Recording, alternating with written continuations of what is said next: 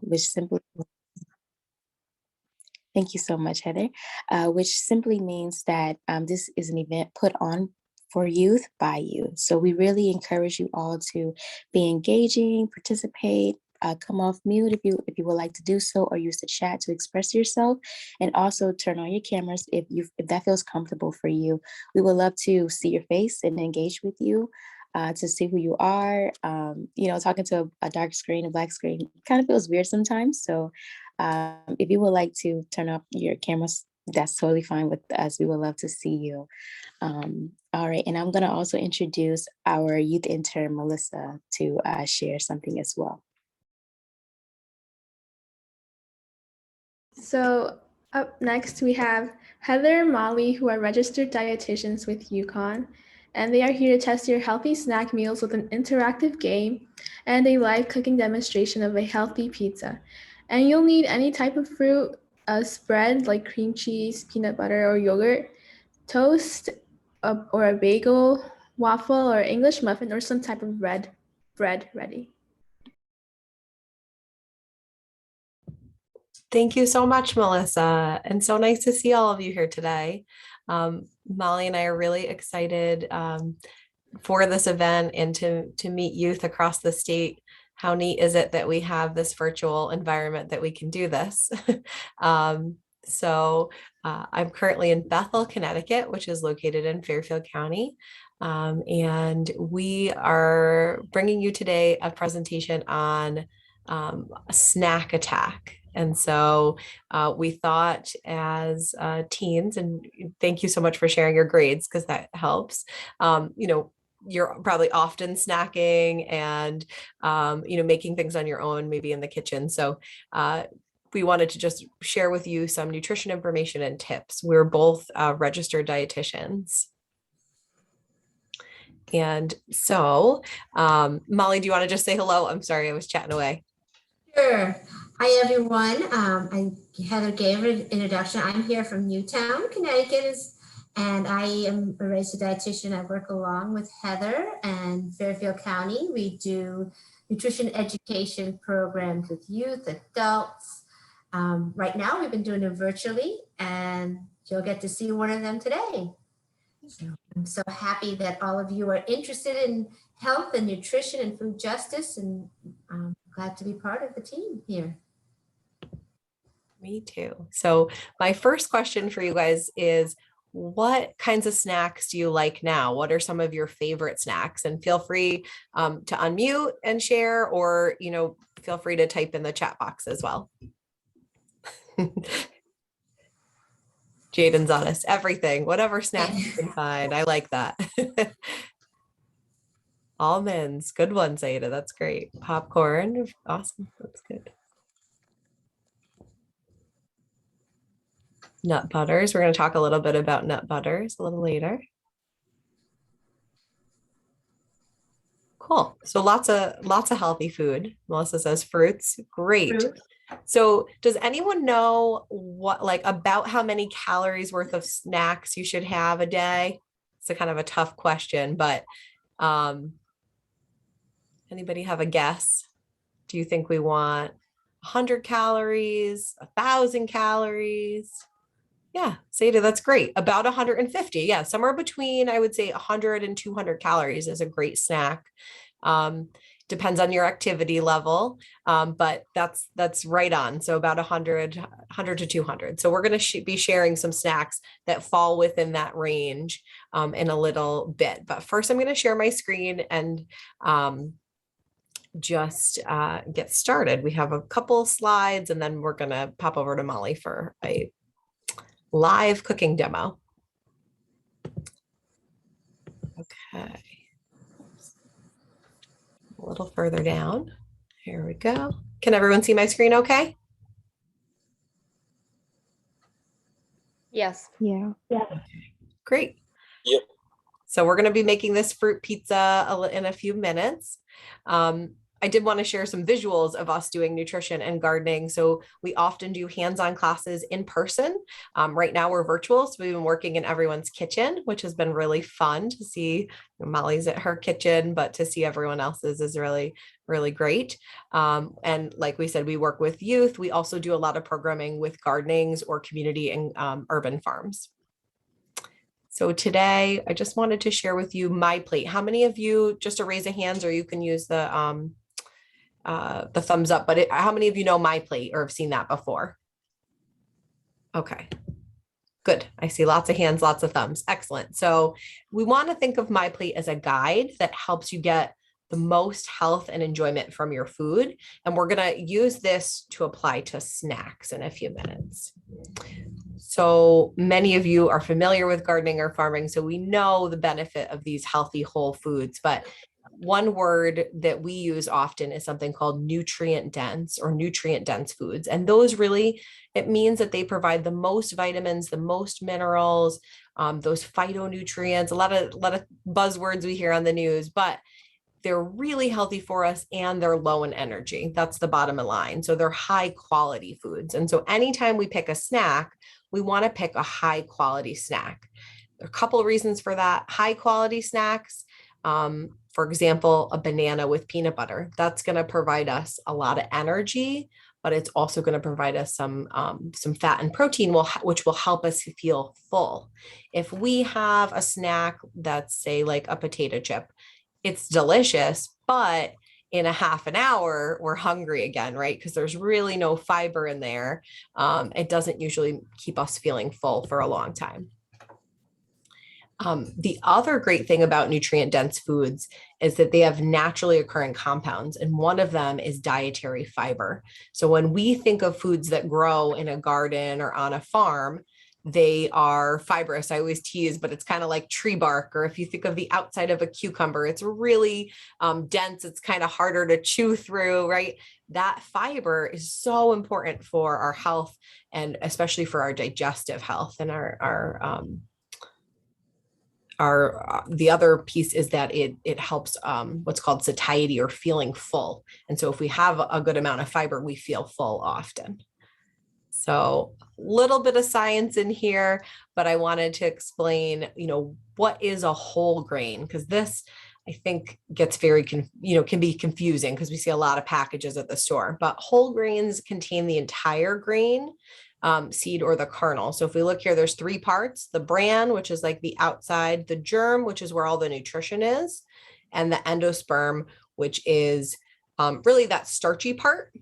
And whole grain foods like whole grain bread or oatmeal, they contain all 3 parts. That's really great for our body. It's very high in fiber.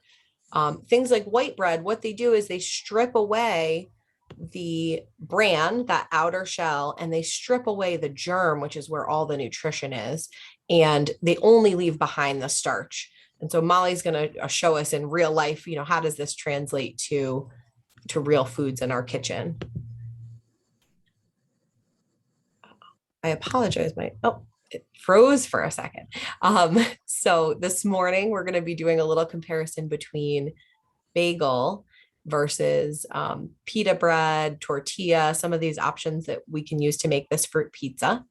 I'm going to test your skills a little bit here, but I would love to know if anyone knows how to read a food label to detect a whole grain food.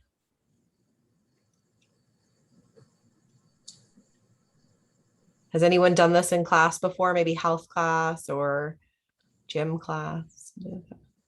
No. Okay, good. So then this will be what we're sharing. So if you look on the package to the right for pita bread, the first ingredient there, it says whole wheat flour. And so that means the majority of the flour in that pita bread is whole grain or high in fiber. And we can see this because when we look over at the bagel, the first ingredient is unbleached flour. It's not whole grain.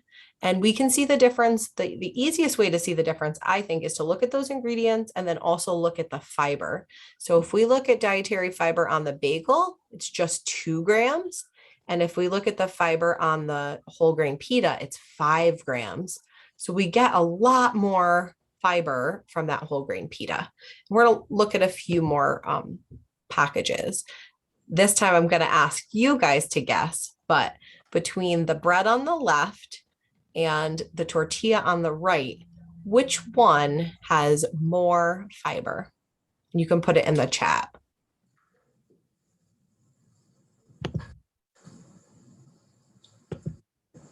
Very good. Yep, exactly. The one on the right, it has 5 grams versus 1 gram. So the whole grain tortilla is going to provide more fiber. Heather, just an aside, Yeah. shoot for foods that have at least 3 grams of fiber. That's got a sort of a range that you can look for when you're looking for labels. That's an excellent point. And that helps with other foods too, like breakfast cereals. You want to look for at least 3 grams of fiber. So we're going to do another little guessing game. Can you guess which bread is higher in whole grain? A or B?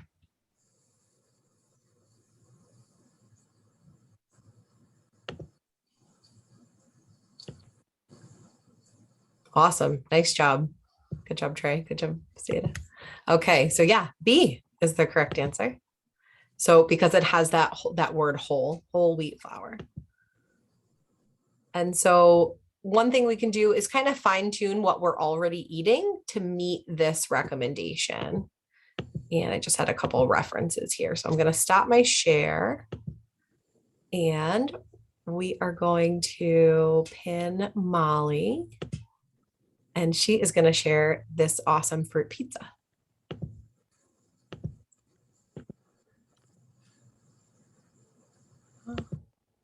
Hi, everyone. While Heather's working on pinning, maybe all of you, do you have any of the ingredients? Because it'd be fun to cook along and it'll give you a little snack. Just, you could raise your hand or give us a thumbs up, the ingredients, and if you want to grab them.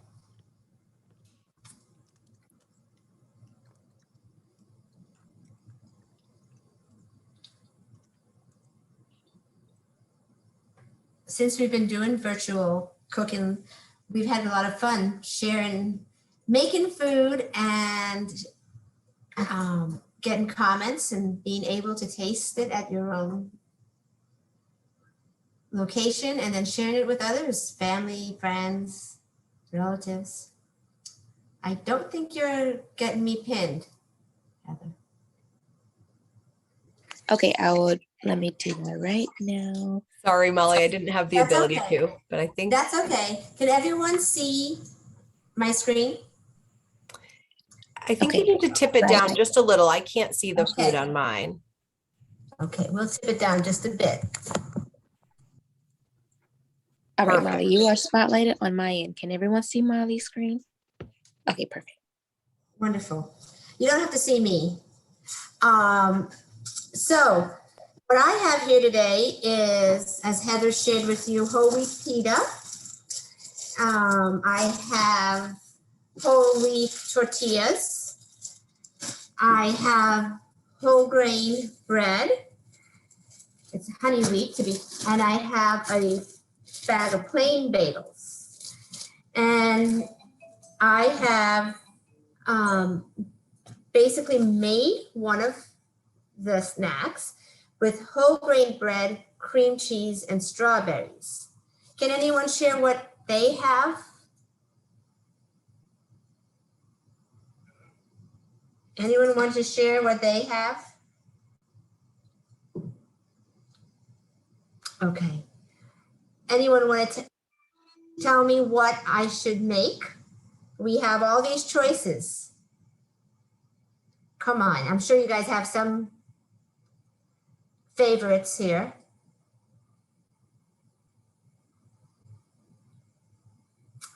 Okay, I'm gonna guess. I'm gonna go for the peanut butter. And with peanut butter, what I would like to share first is the quantity, because that's really important. Peanut butter is a very good source of protein, but 1 tablespoon looks like this. Another way to remember it is to basically, you remember this, the small square packs you get at a restaurant? That's 1 tablespoon. So when I spread 1 tablespoon of peanut butter, it doesn't look like a whole lot, does it?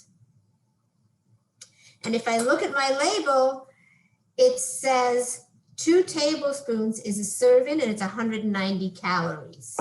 So how many of you think you stick to 2 tablespoons of peanut butter when you make something? I know I didn't until I started reading labels. So.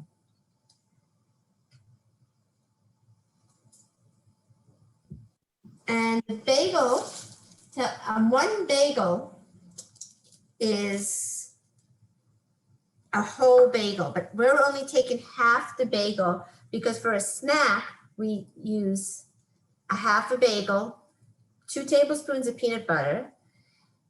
Just so you all know, it says 6 servings per container, and it says 1 bagel. So if I have a half, that's everything below it. So if I go down to dietary fiber on a bagel, it says 2 grams. Half of that would be 1 gram. So based on our criteria, what do you think about the fiber content? Is it a yes or a no as far as the fiber content? Heather told us, I think, 3. No. Yeah, so Molly, you had said we want to aim for 3 grams of fiber. So if we only have 1, not quite enough, but the depends what we add to it. That might increase the fiber a little bit. If I look at peanut butter, 2 tablespoons has 3 grams. Okay. So we bump that up to 4 grams of fiber. So we have a little bit. If we add fruit, we have even more. So what fruit do you suggest? I love peanut butter with banana personally. My kids really enjoy it in a tortilla, actually. We do what we call mine are young, they're 4, 6, and 8. So we do banana snake, and they put peanut butter, banana, and like little raisins, and they decorate, and then we roll it up. And they love that. That's another good idea. So I have about a half a banana here. So this versus this is whole wheat, cream cheese, and strawberries. My whole wheat bread has 1 gram of fiber. And the cream cheese has 0 grams of fiber. So clearly the fiber in here is less than here. But the calories, this one is 70 calories for the bread. The bagel is 140 calories for the bread. The peanut butter added another 3 grams of fiber and 90 calories. So this is a little heavier snack. This is a little lighter snack. This one has more fiber in it, even though it is a white plain bagel. We could increase the fiber by having whole grain bagel, or we can anyone tell me what else we could do to increase keep the fiber high and lower the calories based on all the ingredients I have here? Is everyone saving their voice for later? Use something other than peanut butter. Other than peanut butter, that's right. We could lower the calories by using this bagel, but then we would also, what would you put on it?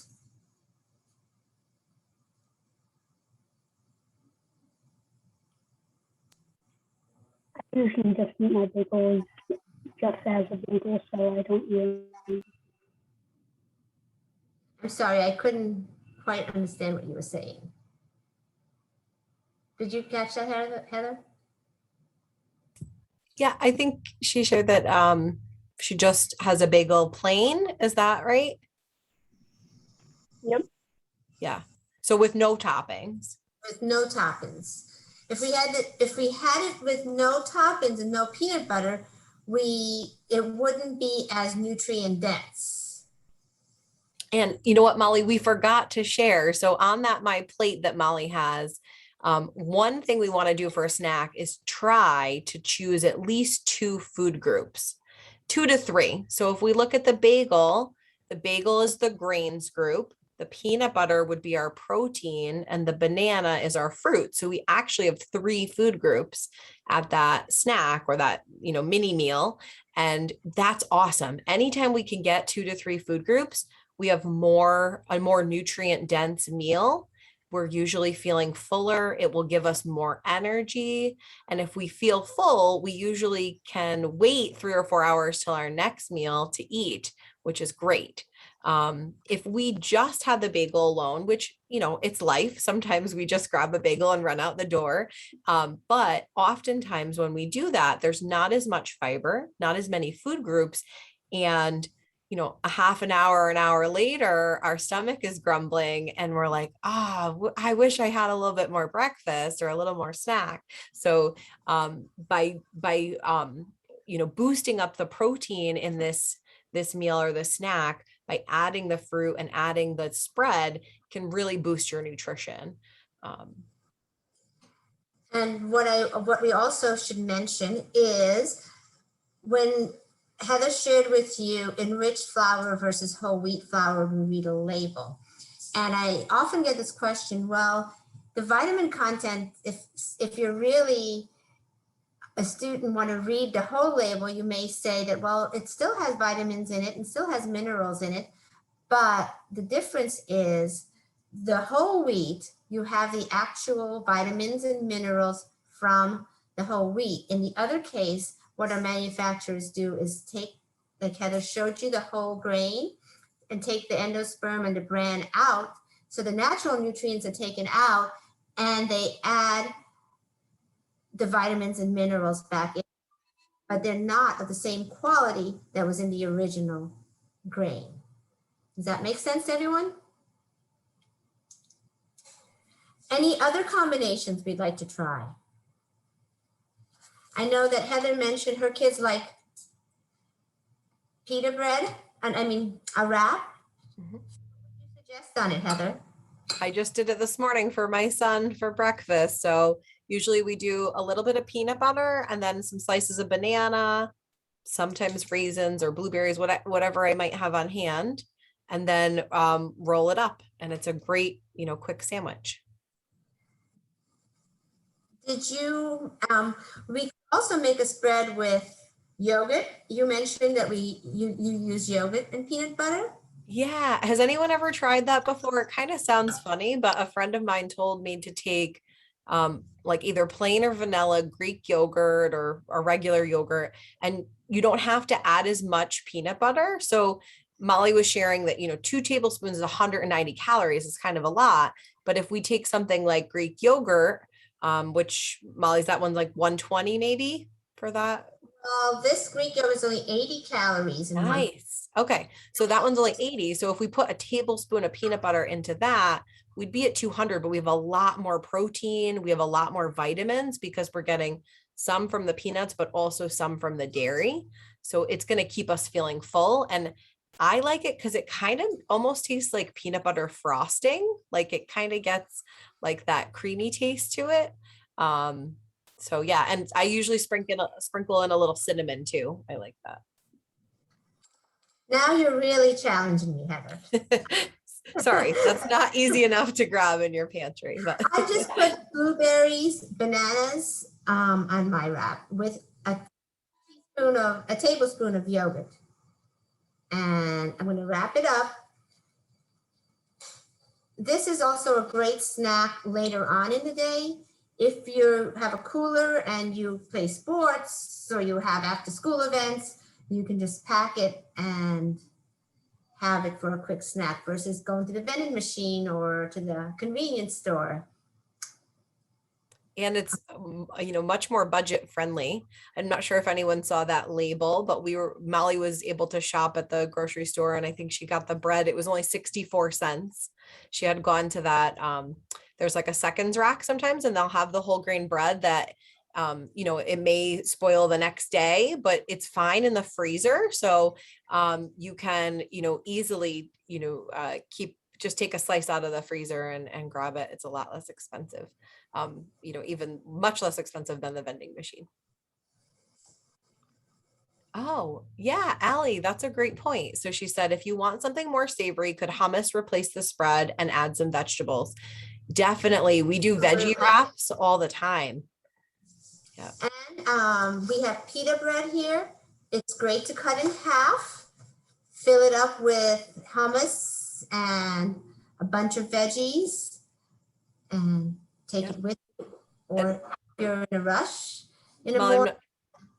I can read the chat because there's a bunch of questions coming in, but Chanel just asked a great question. She said, can you share how much sugar is in that snack and how much sugar is recommended? So great question. So I can do the recommended piece if Molly can read her labels she has in front of her, but sugar, you know, we don't need any sugar in our diet. It's recommended that adults get no more, or I should say teens and adults get no more than 6 to 12 teaspoons per day. And that comes out to about 6 teaspoons. There's 4 grams of sugar in every teaspoon, so about 24 grams. And Molly, I would bet that looks like natural peanut butter. It probably doesn't have any added sugar. It has 2 grams of sugar. Okay. And the cream cheese has no sugar in it. Or actually, it has 1 gram of sugar in it. It has, and this is for the whole container. And for a spread like this, you wouldn't be using the whole container. It has no added sugar, but it has 4 grams total sugar because in the yogurt itself. Yeah, and yogurt, the sugar that's in yogurt is lactose, which is a natural sugar.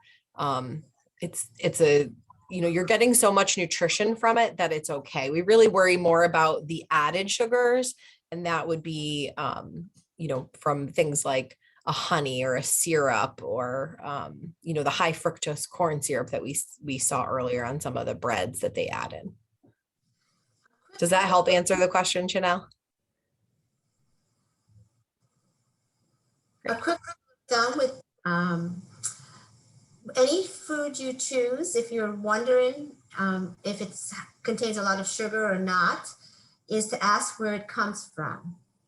And if you can identify that it comes from a protein source or from the ground, fruits and vegetables and grains all come from the ground.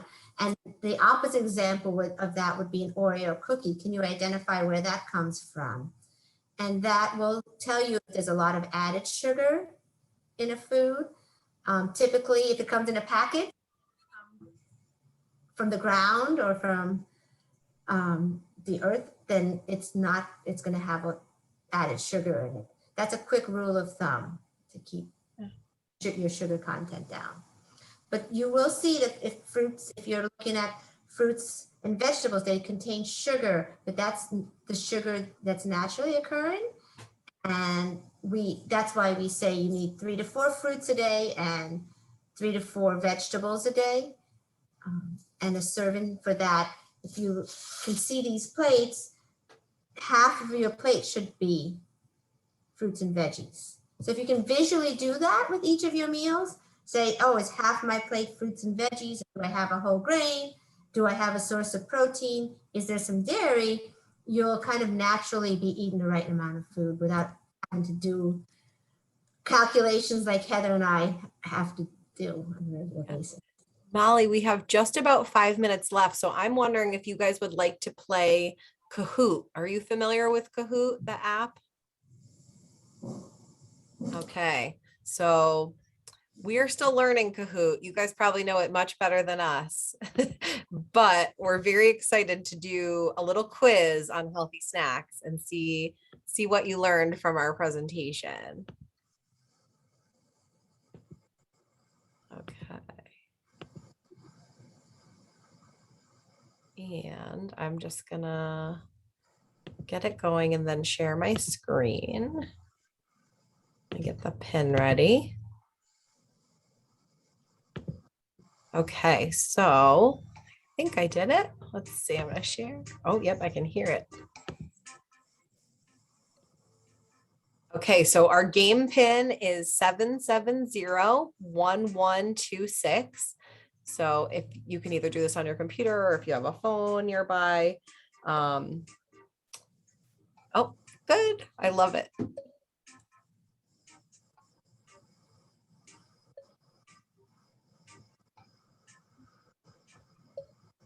I love the fun names. Okay, we'll give it another minute. I see 4 of you so far. I think, how many of us are there on? I forgot that my Kahoot name was Pugmaster. Okay, great. It was a joke from about 3 years ago. Okay, that's fine. I like it. It made me giggle. See Melissa. Okay, are we ready? Anyone else want to join? Oh, good. Thanks, Allie. Daniela's in. Okay. Nice. Okay, so we'll start. We have 5 questions. We can do this pretty fast, I think. So question 1 is,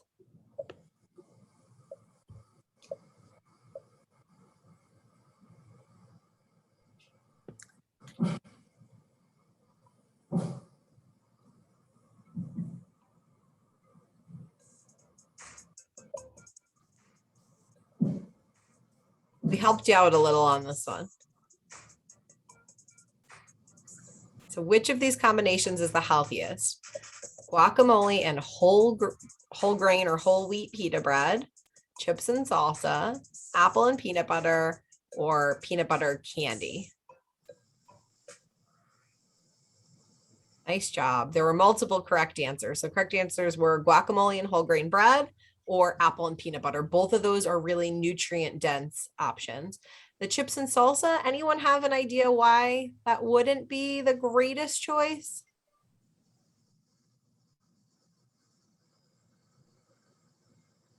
Okay. Oh, maybe there's an answer in the chat. Hold on.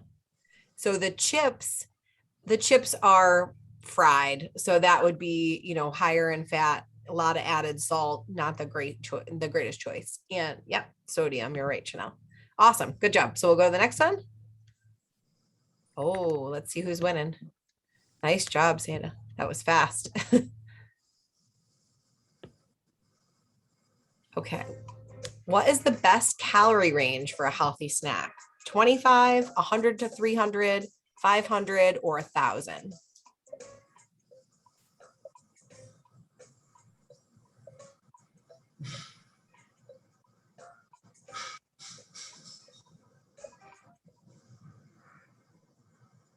Great job.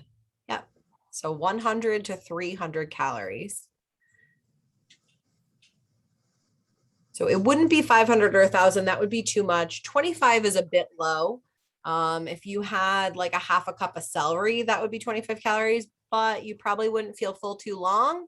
So you might want to combine that celery with peanut butter and then you'd feel full a little longer. Great job. Let's see, next one. Why choose whole grain over refined grains or enriched grains? Do they contain more fiber, keep you feeling full longer, improve digestion, or you're just not paying attention? Okay, awesome. They contain more fiber. That was our takeaway today. And they also keep you feeling full longer. That is correct. The other correct answer is improved digestion. So any of those would have worked.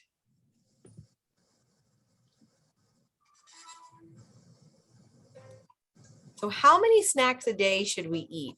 What do you think?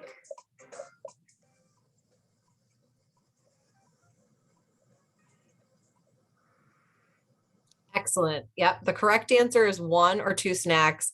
I think we forgot to say it, but yes, 1 or 2 snacks. So great job, everybody. Let's see who the winner is. Awesome. Nice job, Zeta. It's perfect. Okay, we'll stop my share. Great. Isn't there Okay. one question? Sure, yeah. In Go the ahead, Ben. Kahoot? In the Kahoot, there's one more question. Oh, was there? Uh-oh. I cut it off only because we said that we would talk from 10:15 to 10:45. But do you guys want to do the last one? Do we have time, V? Yes, go ahead. Go ahead. Okay. I don't want to interrupt the flow. Okay, let's go. We'll do the last one. Okay.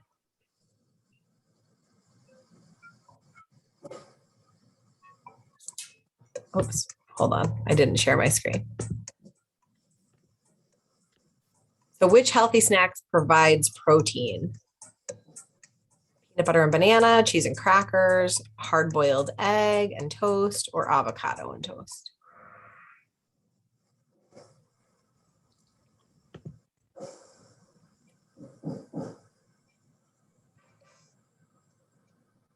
Nice job, Melissa. Nice job, Pugmaster. I love that. And great job, Seda. Awesome. Oh, Allie, you were close. Awesome. Thank you guys so much for your participation. And I would like to see, did anyone try making your snack? If you did, please hold it up and share with everyone.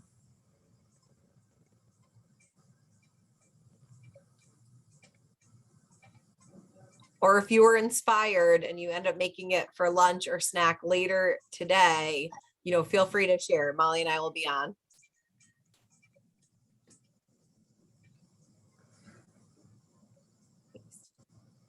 Thank you, Heather. Thank you, guys. Thank you very much, Amazing. everyone.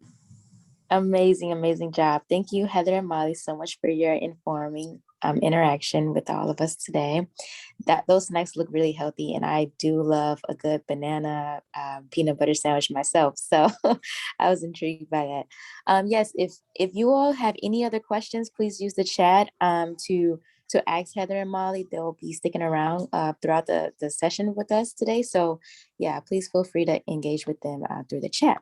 Now we will move on to our next workshop, and I will let Saida introduce our next guest.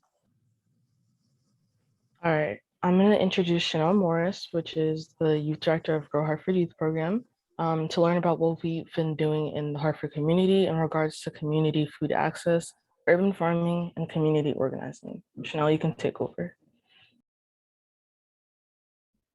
Thank you so much, Sayada. I'm going to share my screen and then get started with the presentation.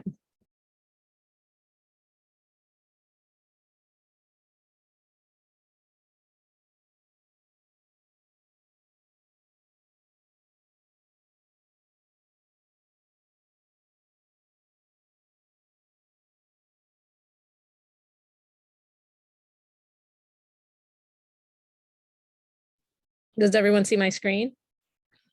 Awesome. Everybody hear me? Yes. Okay, awesome. Hi, everyone. I'm really happy to be here and to share a little bit about what Grow Hartford does, as well as the youth work that we are doing, as well as give you guys a little bit more insight on food justice and other food justice issues. Okay, So our mission at Grow Hartford, we're committed to developing youth leadership and community organizing skills so that our young people can become agents of change who advocate for quality food access in our communities and schools. We are committed to youth voice, engaging our community, racial justice, and food justice. And oftentimes those issues are intertwined, right? We focus in our group, we focus on health and nutrition, youth leadership, community organizing, growing food, political education, and policy and advocacy in various different ways. And our campaign, our main campaign, is the 10 Slices of Justice. And so this is our campaign to improve Hartford Public Schools. However, we've had people from outside of Hartford Public Schools and magnet schools and in other districts who also resonate with the 10 Slices of Justice. So we're really growing our movement to really include kind of Connecticut schools, which is really cool. And so the 10 Slices of Justice, we want youth want bigger portions, better quality food, local food, which means that it's healthier, better lunch times, not too late, not too early, knowledge behind the food, what's in the food, cooking the food as opposed to reheating it in a microwave or just an oven, including more options such as vegetarian, vegan, gluten-free, halal, kosher, more fruit varieties, more hot food varieties, just more options in general for youth. A lot of times youth complain about school food being repetitive. More breakfast options, more hot breakfast options. Number 9 is culturally appropriate food that reflect the diversity of the student body in these public schools. And lastly, we want youth voice so that the youth can give their input and their feedback in any school food decisions that are being made. Why? Because they are the ones who need to consume the food. So their voice should really be heard and amplified in this process. So I'd like to hear from you guys about which slice resonated with you in your school. And I'm going to try to look at the chat at the same time. You guys could just kind of put down which slice resonates with you. You could put the number based on your own school food experience, or you're free to just hop off the mute and just kind of share what's important to you.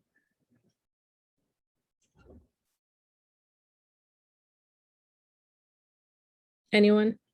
Okay. Honestly, wait.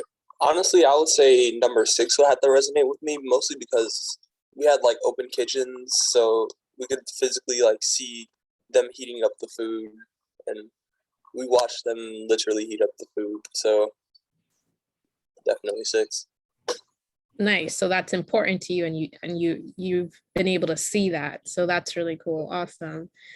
When you were in school, number 2 was important to you, better quality food. Yep. Anyone else? I see another 2. I see a 3, local food. Awesome. Really cool. Awesome. 2, 5, and 9. Okay. Number 10 would get the rest on them anyway. Yeah, definitely. So, you know, at Grow Hartford, we're working to implement these in each of our schools. Some schools have a lot of the same issues. Some schools have unique issues. And so we kind of work based on the youth that come to the program, what's going on in their schools and how they can affect change. So yeah, awesome. So we just answered this. And now we're going to kind of go into, what does food justice mean to you guys? Just hearing the word food justice, what does that mean? So if anyone, nice, number 9 is important. And interesting. So Ben asks, what about people who homeschool? Yeah, I'm not sure if there are any. I would assume that they're being fed a bit better than whatever's in school, but obviously that depends on the household. So yeah. So what does food justice mean to folks? Have you guys ever heard this term? Is this a new term to you? What does it mean? I've heard the term before, and to me it means like saving food, or like saving food that would have been thrown away because nobody would like buy it or anything like that, and like either like composting it and giving it back to the land so we can grow more, or just like lessen it, make people eat more of the total food instead of just a small part and throwing out. Okay, so I heard a little bit about like food saving, distribution of food. Awesome.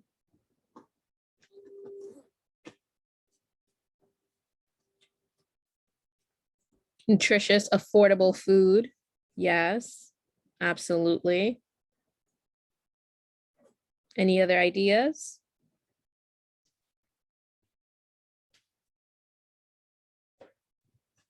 Awesome job. Right, so here we have a little definition of food justice that I've kind of adapted to something that I thought kind of encompassed a lot. So here we have food justice is a holistic and structural view of the food system that sees healthy and ethical food as a human right and addresses structural barriers to that right. So as we all know, like not everyone has access to the same types of food, to quality food, to ethical food. And so when we're thinking about food justice, we want to ask ourselves certain questions because it's encompassing the entire system, right? Some of these questions include, where does our food come from? Who grows our food? We want to make sure that people who grow our food have dignified jobs and are compensated fairly as well. How are the animals being raised for food? Who has access to quality food or poor quality food? Who has access to affordable, nutritious food as well? Where are certain food places located, where are the fast food restaurants located, where the Whole Foods located. These are just, a few examples. Where are certain grocery stores located? What are the ingredients in our food? Are they natural? Are they artificial? Are they GMOs or genetically modified? Are they organic? These are some of the questions we're thinking about when we're talking about food justice. Is our food making us healthy or is it making us sick? Can we afford the healthy food? All these things. Does the food reflect our cultural heritage, our cultural background? And we want to access within a school setting as well. As well as in our neighborhoods, what do we have access to?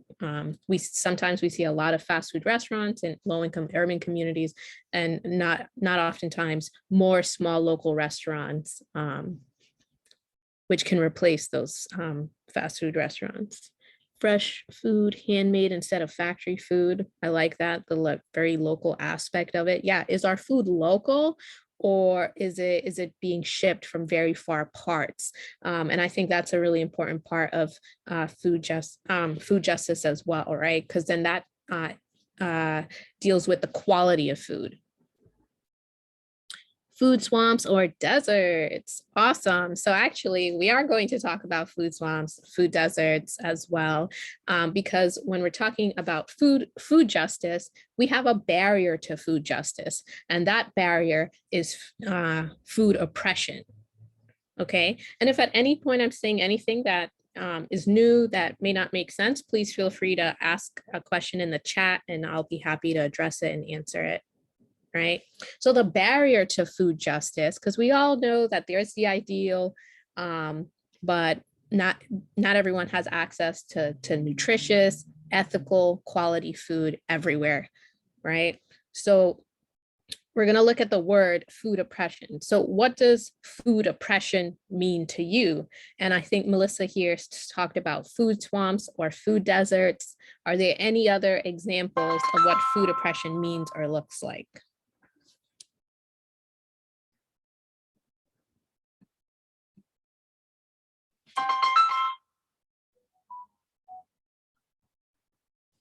Anyone?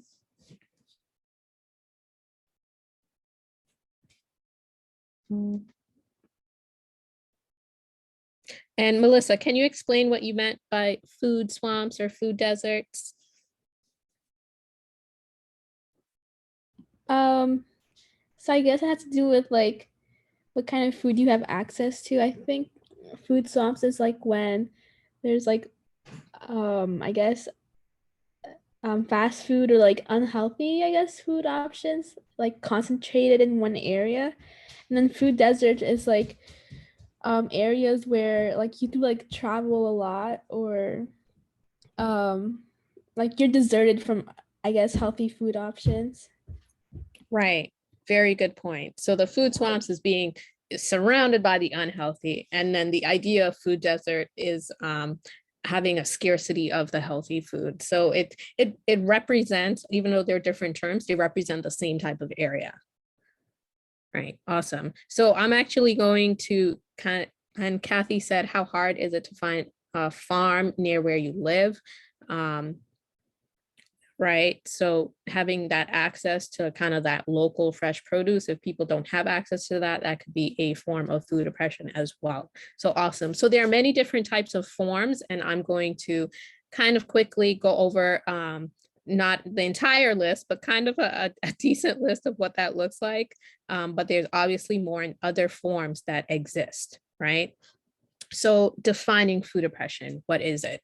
So it is institutional, systematic, food-related action or policy that physically, mentally, and financially debilitates a socially subordinated group. So again, I tweak this definition to include something more inclusive or encompass more. And so with this, they just talked about physically debilitating the socially subordinated group, but really food and mental health play a role together. Also worrying about food and paying for food is a part of food oppression. So stress is not good and can manifest in disease. So it all intertwines, right? And then financially as well, because if you're unable to afford healthy food, that's a financial issue. If you're spending more money on healthy food and, you know, needing to forego other necessities, that's an issue. But also if people are getting sick because of the foods that they eat, because of the health problems they're facing, then they're missing work. Or if they have to take care of another person who is sick, then they're missing work for that. So food oppression harms communities in various different ways. Right. And so some of the ways that food oppression exists is through food swamps, food insecurity, food apartheid, dietary racism, nutricide, targeted ads, misinformation about food. Is any of these terms familiar to folks? Do you guys, you know, type in the chat a term you're familiar with, or actually type in the chat the term you're not familiar with in here. That might be better. I changed it. Yeah, a term you're not familiar with.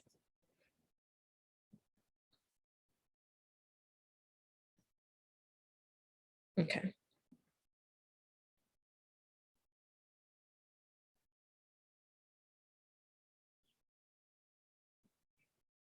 Okay. So yeah, nutricide, food apartheid. Any other? Okay, right.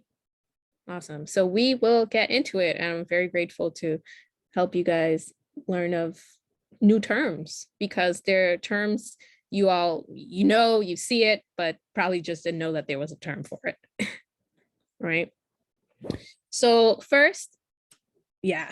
So first we're going to go into food swamps. So we already talked about food swamps. They're environments saturated with unhealthy foods because of large numbers of corner stores and fast food outlets, right? So this is, think about, you know, yeah, across the street, there's a McDonald's, across the street, there's a Taco Bell. All the corner stores serve like processed food, not like the healthy snacks or anything like that, but the regular potato chips, highly processed, high sodium, high sugar content, GMOs, nothing's organic there, right? So then we have food insecurity as a form of food oppression, right? So we have lack of consistent access to enough food for every person in the household to live an active, healthy life. So food insecurity is actually like on a spectrum, right? So it could look like someone not having food for that day. It could look like a family like skipping meals so that they could save money for rent. It could look like hunger, you know, malnutrition, right? So there's a spectrum. Right. And so food apartheid refers to the unequal access to healthy food due to socioeconomic, racial, and geographic factors. So the idea is that certain neighborhoods, certain communities have access to healthy food, to farms, to local fresh produce, and some aren't. So a good example would be the fact that in West Hartford, there are 2 Whole Foods and a Trader Joe's, while Hartford, with a bigger population, does not have those health conscious foods, right? And more so, there are less grocery stores in Hartford, as well as, there are tons of corner stores, but the access to like very fresh produce is rare. Non-GMO food is rare.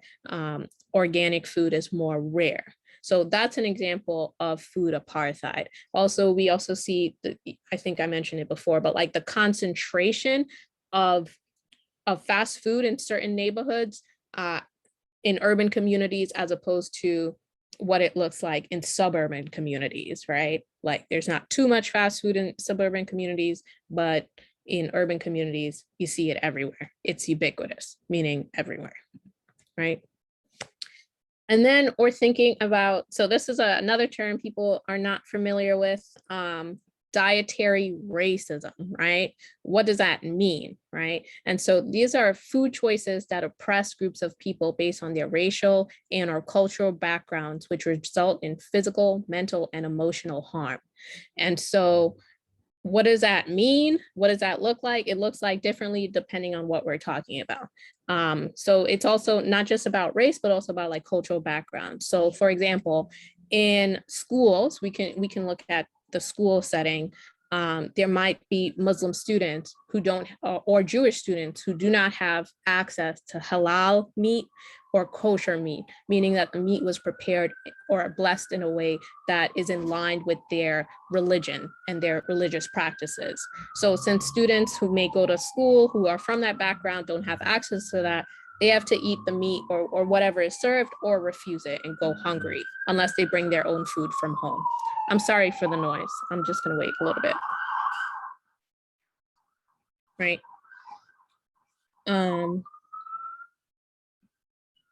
So that can cause physical, mental, emotional harm.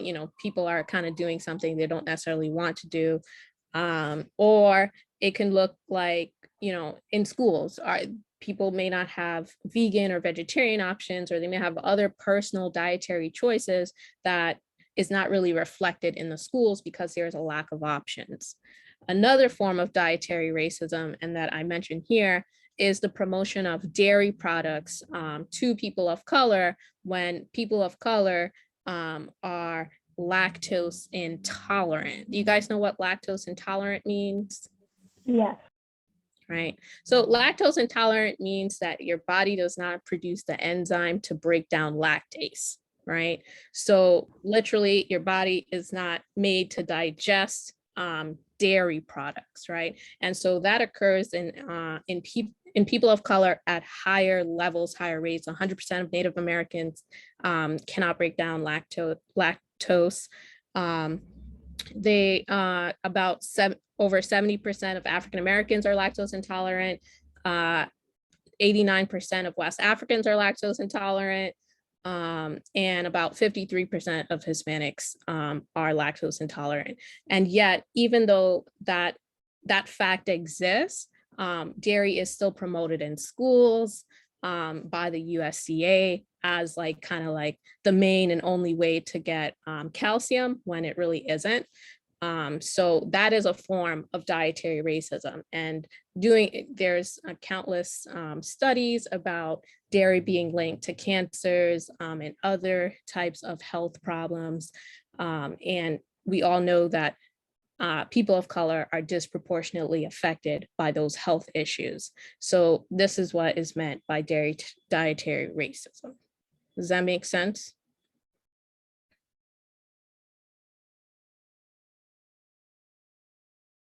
Did that make sense to everyone? Was that? Yes. Any questions on that? No question.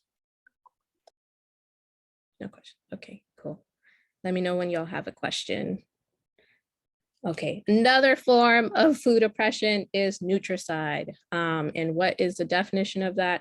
It is the deliberate and systematic alteration of foods in order to cause physical and mental diseases, genetic mutations, and or death, right? And here I have a list of different ingredients that are additives that are harmful to the body, that causes various different health problems, health issues, right? And so you might think, is it really systematic? Is it really intentional? People know that these ingredients are harmful, but they put it at a level where they feel like it's not going to cause as much harm. Like everyone's not going to drop dead if there's some antifreeze in the dairy, right? However, it's causing harm over time, especially when people consume these things. And we're seeing so many different health issues arise in individuals. We have to ask, is it coming from the food that we're eating, the toxic chemicals, etc.? Does any of that make sense? Any questions around Nutricide? No. And again, I mean, this is really really prevalent in thinking about the idea of food, because food, what you eat, can cause diseases in the body, and then that can then be passed on to future generations, right? If you guys ever go to the doctor and then they're going to ask you, what is your family's health history? Am I right? And so, right. So, that's and certain things can be passed on, whether it's mental and physical illnesses can be passed on to the next generation. So it is not just harming the individual, but the offspring in the future as well.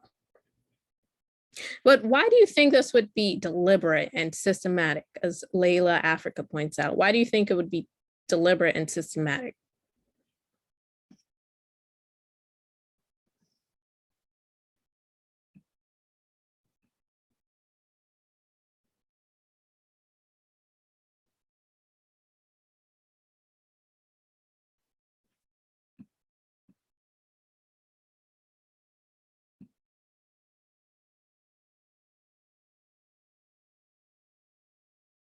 For profit and greed, I feel like anytime our food is being laced with chemicals is to increase profit on their end, and steady taking profits from us as well. Right. The pharma industry is big money. So if our food is laced with harmful chemicals, it would make us sick, and sickness brings in more profit for the pharmacy. So it always goes back to profit greed.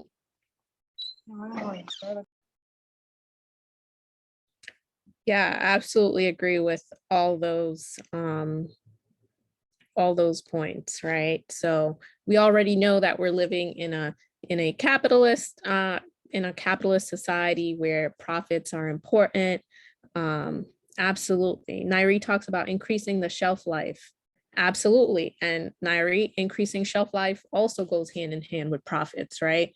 The longer it lasts, the more likely it's going to be bought, right? So it's really important for us to think about, can a just food system exist within capitalism? Now that's a really big idea, but keep that in mind. Can a just food system exist within capitalism, within a for-profit society?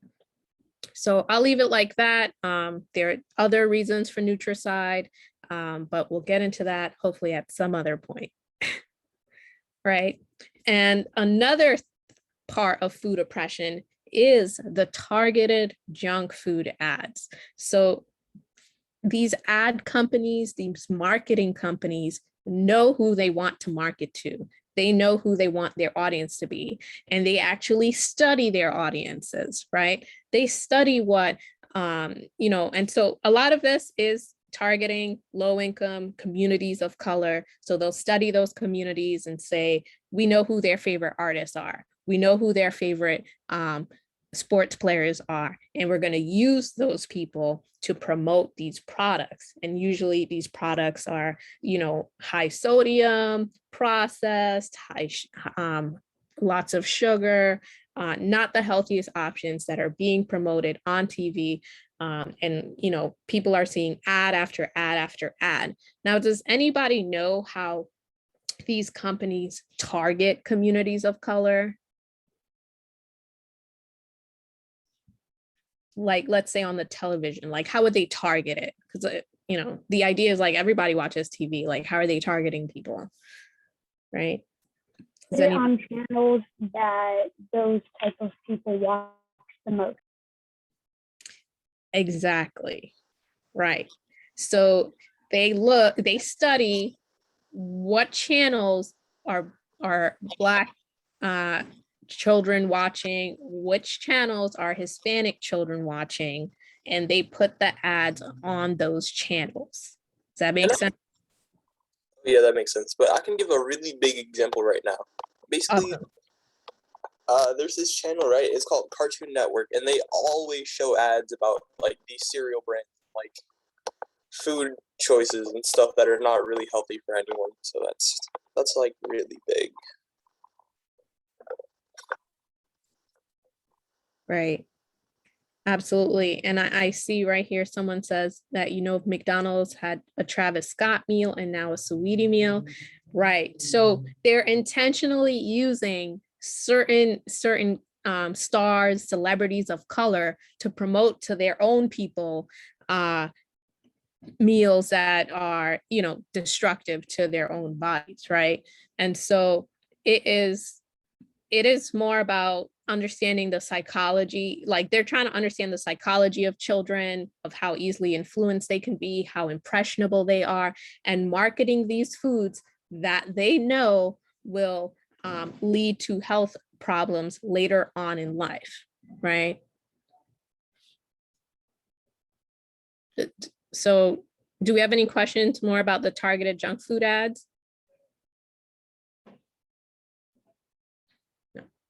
Right. And I'm telling you, they're spending millions upon millions to target Black and Hispanic kids predominantly. Right. So this is some, and the last one was misinformation. But we can all know that our food is not honest completely about all the ingredients that are there. That's oh my God. Yeah. Right. Okay. Right. So what are we doing as Grow Hartford to combat food oppression and to work towards food justice? So we're doing actually many different things in our community. And some of it is raising awareness of health and wellness in our community. These are some flyers that our youth have made, and they've passed out in our community at farmers markets and had discussions with folks. So advertisement is really powerful and it's backed by a really powerful industry, but we also need to maybe use our social media to advertise, combat that advertisement with advertisements about healthy food, healthy eating. Think about how many fast food commercials there are, and now think about how many healthy food commercials there are. Can we see immediately the difference? Or if you guys have ever seen a healthy food commercial promoting an apple, promoting anything healthy, ginger, turmeric, let me know, because I have not seen it. Someone said something in the chat. Okay. All right, 5 minutes. Okay, so we also have a petition. I'm going to try to hurry up. We have a petition urging the Department of Ed and the school district to implement the 10 slices of justice with guidance from the youth, and also to implement our school food rubric. So we have a school food rubric that assesses healthy and nutritious school food, ethical school food, and youth-centered school food, right? And each category, there's a excellent category, work in progress category, and poor category. And we hope to work with schools to fill out the rubrics to then figure out how can we move towards the excellent category and bring quality, ethical, youth-centered school food to each location. So We've also created our Hartford Health is Wealth Hub. This one is located on in Hartford on Ashley Street, and we promote putting in healthy food into these hubs. I personally put healthy food in there, try to get fresh produce, organic produce, non-GMO produce at times when I can. And anyone can take and anyone can donate. We believe that healthy food is a right to every single person. It's a human right. There's nothing that should be a barrier to accessing healthy food. We also have an urban farming program, and we teach youth about growing their own food because we believe in food sovereignty. We believe in a localized food system. Having a local food system is closer to implementing more food justice. Knowing the answers to some of those food justice questions we had, like who grew your food, what did you put in it? Once you grow your food, you know what's in it, basically. So promoting that, promoting other folks in the community to grow their own food through our garden bed giveaway, and also supporting new growers through our Facebook growers group, so that we could build community and hold others accountable. We also support, we talk to people in the community about this new program, which is the CSA, this community supported agriculture, where folks can get a bag of fresh produce weekly through October 30th. So these are some ways we're promoting like local food, fresh food, food that supports farmers of color, urban farmers, all of these things, right? And so here are some ways to get involved, become a Grow Hartford member. You can help us with our garden, with our hubs. You can follow us on social media. You could take our school food survey, as well as sign our petition. So I'm going to end here. This is my contact information, but does anyone have any questions or anything you'd like to share quickly? Hey, Chanel, I put in the chat, how do you sign up for the CSA?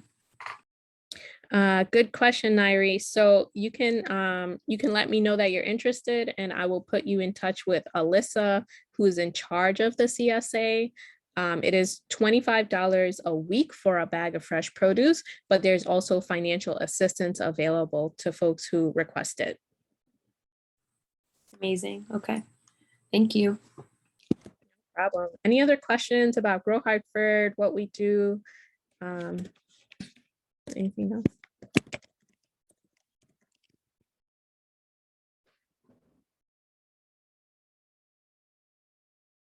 Ooh, awesome. So apparently there is a local school wellness committee.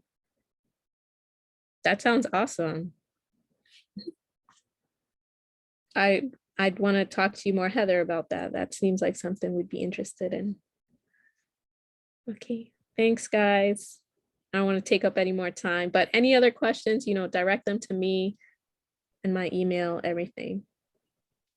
Oh, we have one more question for you. With the campaign, what actions do y'all take to promote it or advocate for change? Awesome question. So with our campaign, we're promoting it to different schools, to the Board of Ed, to city council members, as well as other people involved in school food, school nutrition, school food directors. But right now, a lot of what we're doing is base building, getting more and more youth to speak about their food experiences and kind of join us together as a collective, so that when we do go to those higher up individuals, those power players, we have the support of the youth who want to see that change. Yep. And some of our Grow Hartford youth are on the call, on the line. So if you guys have any questions directed to them, feel free. Amazing. Thank you so much, Chanel, for your beautiful presentation. I've definitely learned something new as well. I would have never put the words together, nutrition and side. So that was a great brain dump for me. Thank you so much for your presentation. Youth, if you all have any other questions for Chanel, feel free to use the chat. Chanel, will you stick around a little bit? She will stick around a little bit to answer any questions that you might have. Otherwise, please email her. She did leave her email contact. All right. So now let's go for a break, y'all. We've gone through 2 sessions already. So at this time, we'll go for a 5-minute break, 5-10-minute break. You could just use this break to stretch, relax, use the bathroom if you need to, get a snack if you haven't eaten already, whatever you might need to do to take care of yourself. So this will be used for a good break time. And then we'll jump into our next event for today. All right, so I'm going to, Naira's going to put on a little music in the background. And as soon as you, I guess we'll try to play like a virtual musical chairs. Like if you hear the music, you can like do whatever you need. And then if you don't hear the music, that means to come on back. But I'll give a warning to come on back. All right.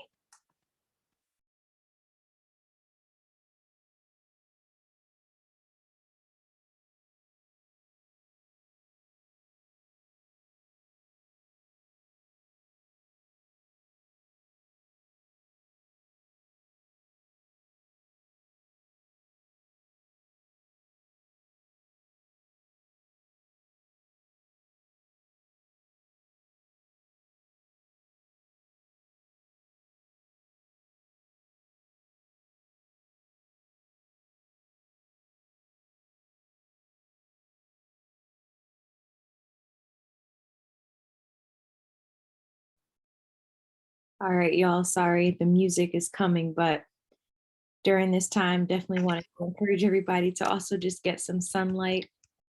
There's a little fun fact about vitamin D on here, so definitely get some sunlight on your break.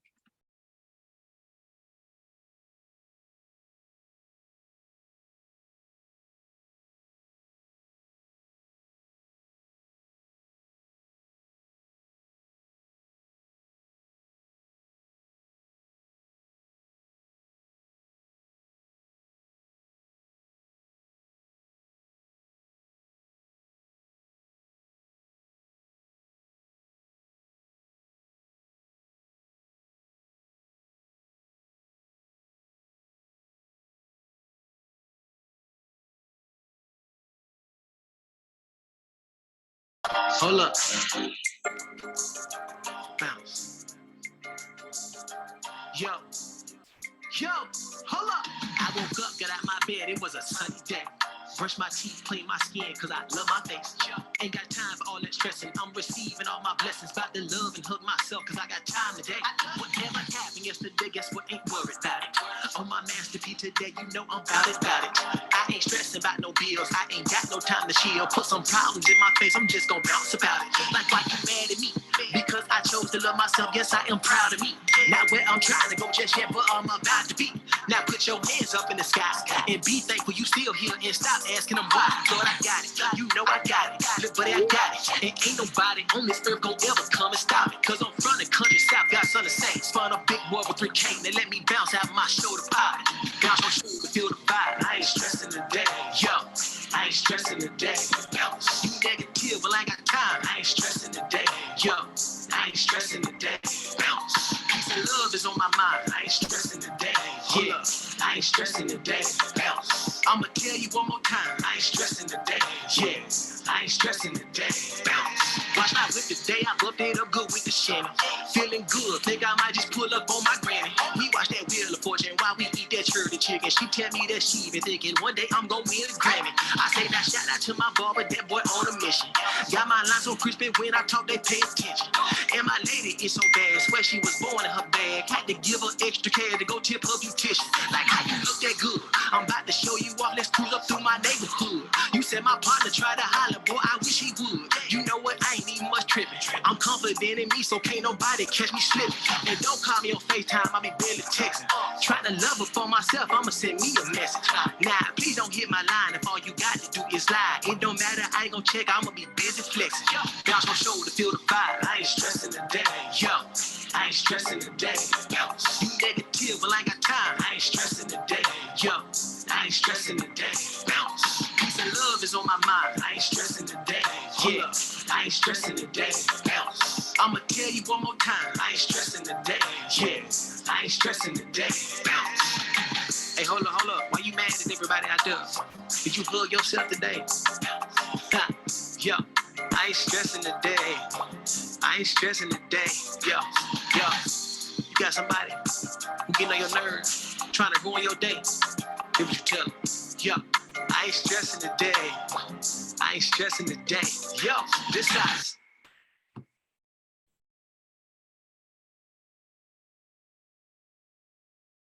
We got another song.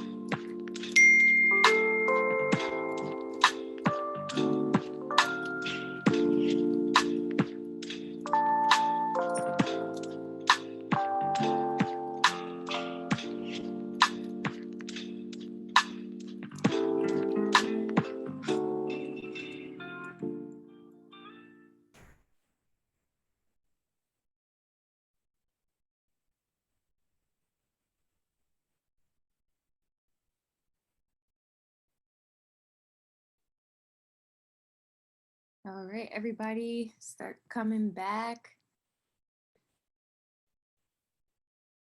And bring your snack with you. Bring your water, your juice, tea, coffee. We are about to get started with our career panel.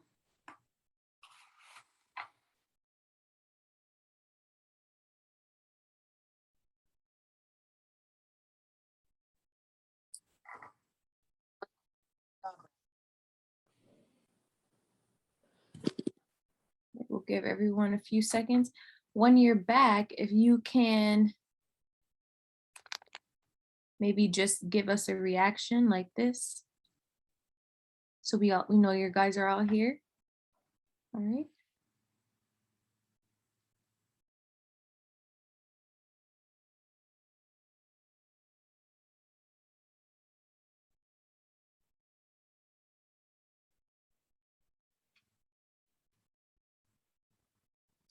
Okay. We'll do like one more minute so some people eyes back. All right. Welcome back.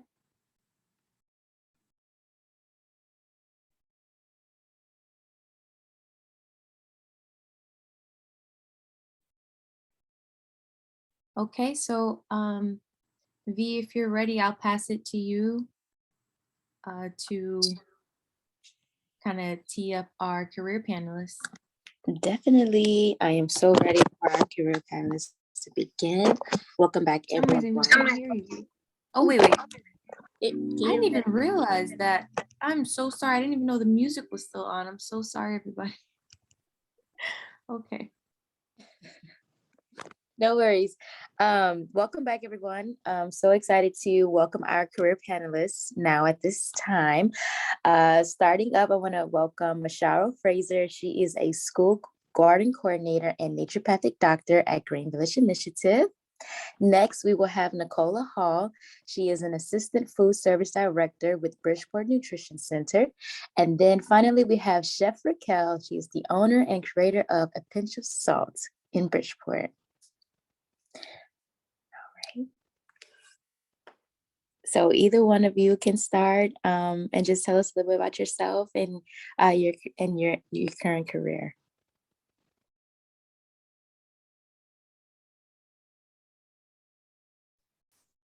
Good morning, everyone. My name is Masharo Fraser. Thank you for the introduction, V. Currently, I am serving at Green Village Initiative as a school garden coordinator. So what that means is I work as the liaison between teachers, parents, and volunteers to ensure that the gardens in our schools, public schools in Bridgeport are maintained over time and fully integrated into the school curriculum. And I am also a naturopathic doctor where I serve in the community, making a connection between, lack of health and access to adequate healthcare in our minority system.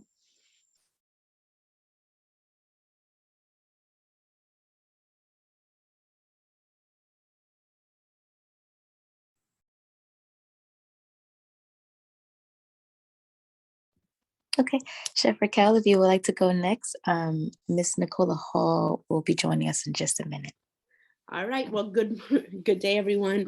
My name is Chef Raquel. I am a chef instructor here in Bridgeport, and I have the pleasure. It's funny enough, when I started with all of this, I was a career changer myself, which meant that I didn't know exactly what road I wanted to kind of get into, and I didn't know how to cook, which is a fun fact that a lot of people don't know about me.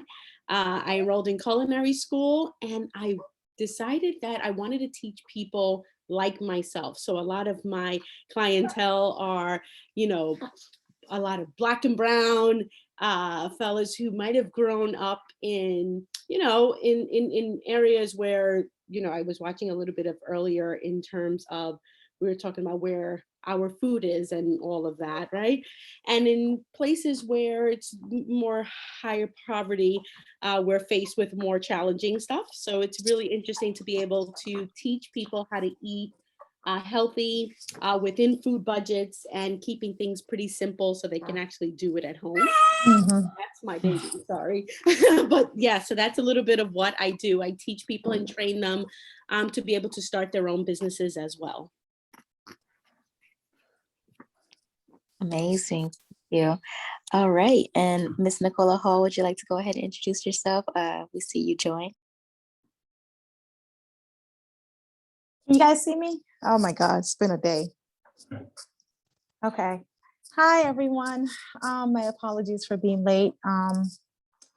So much going on, not enough time in the day and resources to get things done. So my name is Nicola Hall. I am the Assistant Director for the Food and Nutrition Program here in Bridgeport, Connecticut, for all the public schools. So just a little synopsis of who I am and what I do. I have a master's, or I should say a bachelor's in hospitality management and a master's in HR, and I'm finishing up my doctorate in leadership now. And the reason why I got into my role, I originally wanted to be a chef, right? I'm from Jamaica. I am a Black woman, if you can't tell. And I went to an internship during my college years, my culinary internship, and the folks that were in the room that were in leadership positions in the kitchen were all white males and a few white females, and everyone else that was on the production line were Black and brown folks. And it wasn't a welcoming space. I didn't learn much. I didn't feel like I was welcomed. And that was when I was in college. So I figured, you know what, instead of me being discouraged, and that's my personality, I'm going to go back. I'm going to realign what I need to do, and shift from focus on being an executive chef to now being management. So which means the executive chef needs to still come to management for final approval. So that's where I'm able to pivot and still get the best of both worlds. I've always been in school food for all my life. I've expanded, and one of the cool things about being in food service, and you can, once you're working, you could find out where your preferences. So for me, working in school food, I found that I care about people a lot. I really do care about my employees. There's a saying that says happy employees stay around, which is why I went back and received my master's in HR. And now that I'm taking care of employees and all that, I realize that there's some cultural changes that needs to happen. Hence why I'm doing a doctorate in organizational leadership. So it's a goal that I'm utilizing all of these backgrounds, experiences, et cetera, to change on a holistic approach. So pretty much that's who I am. I do a number of different things outside the community, but I'm just going to focus on what's at hand here in terms of the topic. So I'm going to keep it very, very brief. Thank you so much for introducing yourselves. Youth, feel free to ask the career panelists any questions you have about their careers. We're going to jump into some specific questions about what each and every one of them do. But if you have any questions, please feel free to come off mute. You can ask by using your mic, or you can use the chat. I will open up this time now to ask the youth if you have any questions first to ask our career panelists. Any questions?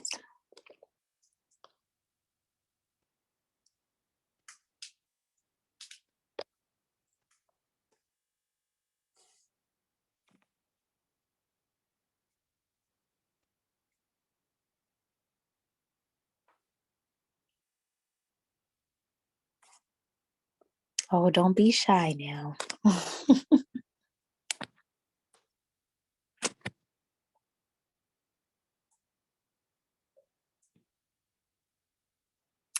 Does anyone would like one of our career panelists to reiterate who they are? I know sometimes questions could be a little hard if you're not really too sure what they mean when they were speaking about their career. So if they're open, they can reshare. Oh, we have a question, Melissa. What are your favorite parts about your careers? Oh, that's a great question. All right. Any one of you can take it, ladies.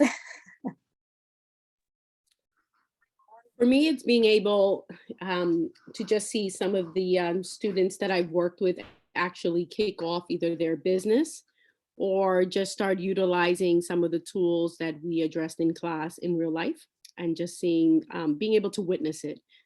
So for those of you who may be in the Bridgeport area, there's one that comes to mind. She's Betsy's Empanadas. And so she just purchased her food truck. And there's excitement there just because, it's just like the whole teaching aspect allows me to kind of sit back and kind of watch these students blossom. And there's nothing more exciting to me because it kind of like, it speaks to what they learned, but it also speaks to how motivated they stood in the process, So that makes me extremely happy. Amazing. All right. Thank you for sharing that. Any other panelists want to take that question? Yeah, sure. For me, the best part, and I guess based on all the trials and tribulations that I face on a day-to-day basis, especially in an environment where you're not 100% welcome or whatever. I have a loud and proud voice. I cannot change everything, but I can change school meals. I can collaborate with people like Raquel, Chef Raquel, to do great things for the youth of our environment, of our community. So that's the best thing about my job, is to recognize or realize the landscape and use the best assets that I have or experiences that I have to bring change within my small work, at least, or watch that it evolves into something bigger and better than you have actually envisioned. So that's it for me. Yeah, I would have to piggyback off of what Nicola and Chef Raquel have mentioned too. I as well have a background from the Caribbean. I'm also from Jamaica, and in this country, I saw the disconnect, I would say, with a healthy relationship and a love for food. So working as a school garden coordinator, it's really awesome to build these gardens and watch children develop a love and a healthy, positive relationship with their foods and what they're bringing to their tables.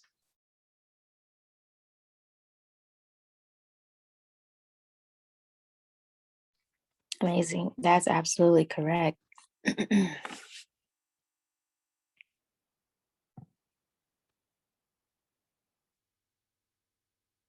All right. Any other questions from the youth?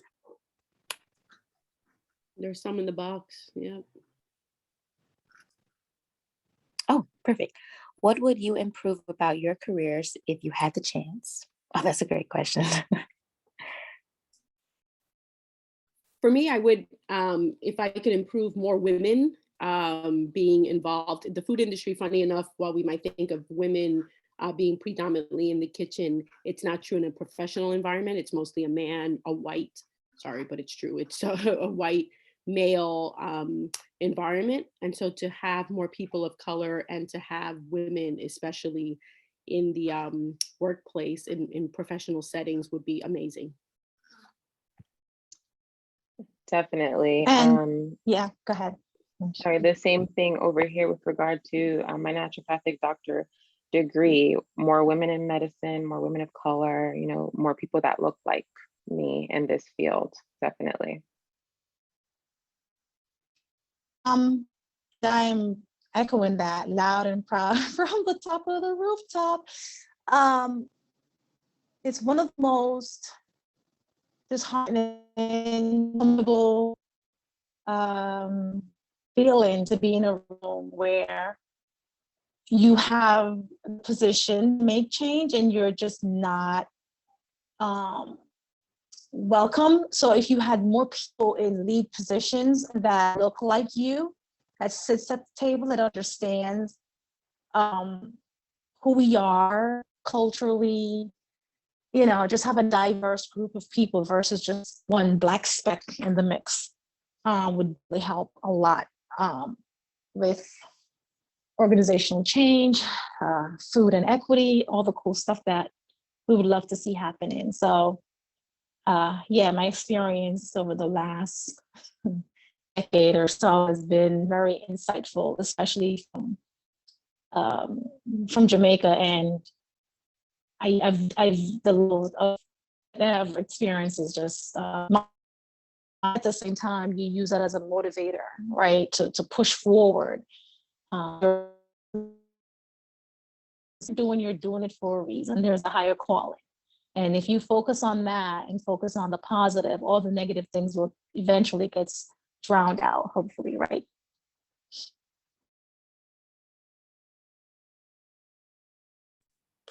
Definitely. All right, so we have two more questions I'll read out. What jobs or careers could someone pursue in terms of legislation that they are interested in?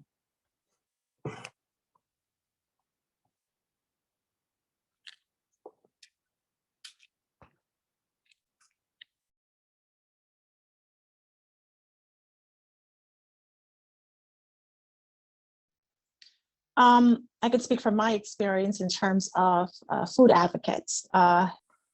End Hunger Connecticut is one of them that you could work in that space and make some changes. There is a place, and when I first started in high school, I wanted to be a chef, right? And then when I got into college, I still want to be a chef. And then things changed. And the more I'm a part of the workplace, the more my landscape kind of widened. There's so many different avenues. And I think having a bachelor's is like a foundation. And then eventually, once you're working, you find out what your core value, your heart, wherever your heart is. If it's about biology, if you're really good in biology in high school and you wanted to be a doctor, but you just didn't pursue it, and then eventually start, think about going into food, and then you go into food, got a degree in that, start working.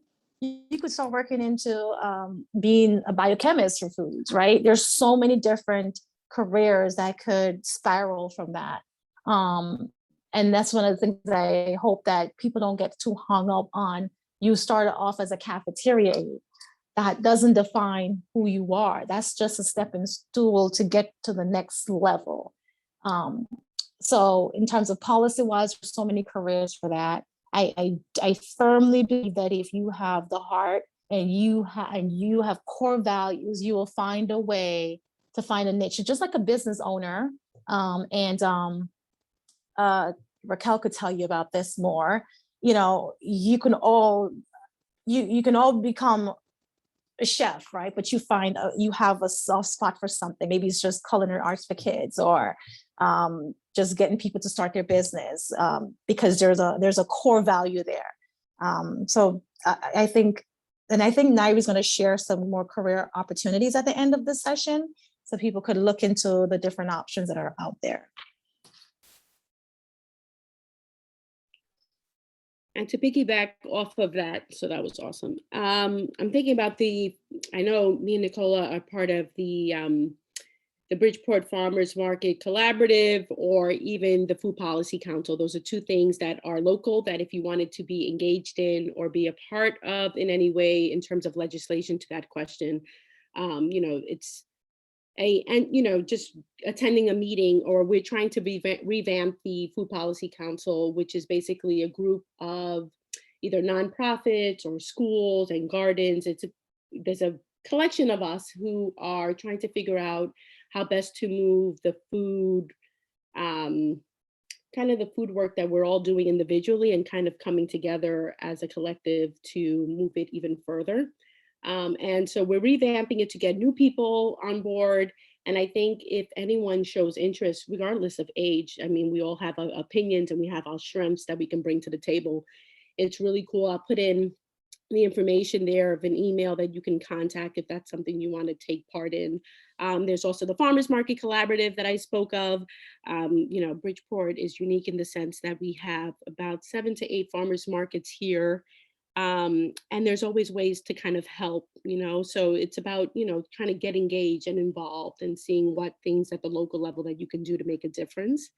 In terms of the question, and advice, thank you, that was really quick. In terms of careers, what advice would I give is volunteering. Volunteering is extremely important. I think a lot of us, we feel there's and I mean this in the best way possible, but it's probably not going to seem that way. I think nowadays there's a sense of entitlement that comes across us, right? We all want to work, we want to earn money, we want, there's a lot of wants, but the idea of actually like giving and understanding the importance of saying, you know what, I would love to learn more here, and being vulnerable in that sense and getting out there to get your hands dirty, whether it's at GVI and, you know, growing things, whether it's thinking about how to move policy, you know, in at the local level, whether it's helping at the farmers markets, whether it's volunteering to, I don't know, assist me in a cooking class. You know, there's so many different ways of earning knowledge through hands-on experience, and at a very entry level position where you're just volunteering, there's nothing to lose, but there's plenty of gaining. And I think like one of the things that I was very fortunate about in terms of making myself who I am, as little as that is, it was through volunteering and being that person who's open-minded enough to say, you know what, I don't know how to do this, and how do I do it, you know? And so volunteering is my best piece of advice, I think, you know, because it's, I don't know, it's just easy to do, and you have the time now as young folks to do so. Can I just share something about policy? So when I started working in New York City public schools, which I did 10 years of hard time, but and that environment is tough as it is. It's all about expectation and delivering.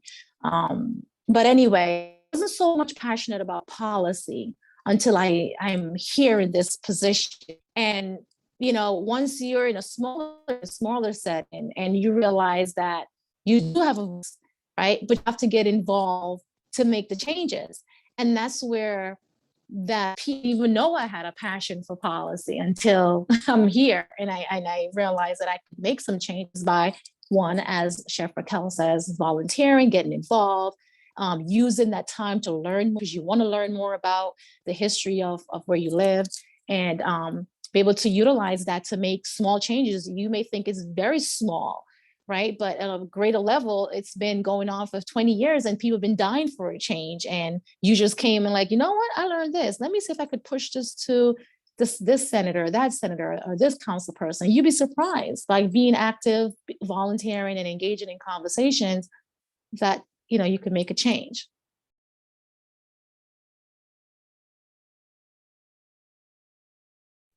Absolutely. Yeah, this is great. I don't want to even interrupt this conversation right now. But Mashara, I do want to ask you if you want to chime in just a little bit. If not, the next question is what advice? And Chef Raquel did touch on that a little bit. So we'll just jump into that question next. They covered it. Thank you. Okay. Yeah, you know, one of the advice I would like to give, relationships. Relationships are important. Treat people the way you would like to be treated, because you never know where you're going to be at in 20 years. You understand? For changes to happen holistically with yourself, emotionally, spiritually, across the board, you have to be a good person, right? And I'm speaking from experience, going through and enduring things that changes your life, right? You have to, because you never know. You will probably work with Raquel and she recognized something that is standing about who you are and what you stand for, morals and values and upbringing and, you know, all that cool stuff. And 10 years from now, her company is involved and she's out looking for applicants. And here you go, submit an application, and she remembered you from, you volunteered, but you made an impact. Right? Because you treat people with the utmost respect. You did the best that you can, came with a positive attitude, and you wanted to be a part of that change or be a change agent. So that's my biggest piece of advice for the next couple of years, to make sure you treat people. I love that. That reminds me of something that my parents also began to teach me as I was entering the age of applying for jobs as well. So I really love that you shared that. That's very key and very important.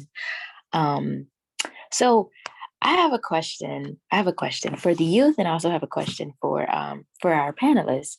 Being that our youth are in middle school or high school, what can they do right now in high school, middle school that can prepare them for a job in a career in food if they're interested in that? Like, what are some things they could be doing right now? I know that Chef Raquel did touch on that by saying that you can volunteer with her at teaching a cooking class or join the Bridgeport Food Policy, start gardening at GVI. So those are like really great tips. But what about in schools? If you all have any suggestions in schools, what they can be doing as of now, and youth, what kind of activities in schools that you think that might align you for a career in food that you might know of already in school in your schools?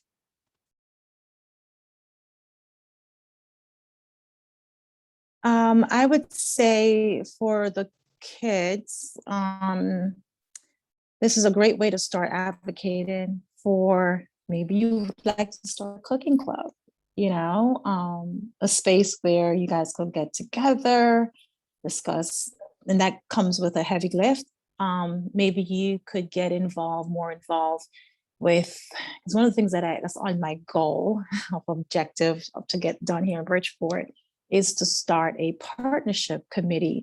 This was mandatory in New York City, where we managers, directors have to meet with students once a month and to engage them in conversation as to what, and I think Chef Raquel, because she was a part of the one in Harlem. I don't remember what that organization is called. It was a nonprofit organization that came in to try to help change the way or shape the way kids eat. But that relationship between students and the cafeteria was instrumental in taking things off the menu that didn't make sense. Yes, wellness is cool. It take things off the menu that doesn't make sense. That's one of the things that I'm hoping to get back going here in Bridgeport. So you could advocate for that. You could become a part of that, or you could start a gardening club, learning more about agriculture and all that cool stuff. There's so many little things that you could do within the confines of your school settings. So figure out what clubs are there. And if you're passionate about food, you could start something in that way. Start off with a few small, have a conversation with your principals or whoever else you could get engaged. Start with the science teacher. They may be more excited about stuff like that, or I'm not sure who else could you get involved. But yes, that would definitely work. To see if this is something that you really want to do, and then, move forward from there. And then after, once again, echoing what Chef Raquel says about volunteering in the community, there's so many food advocates or community organizations around Bridgeport. If you're in Bridgeport, I'm not sure if everyone here is in Bridgeport, but there's so many that you could get involved with to get your feet wet.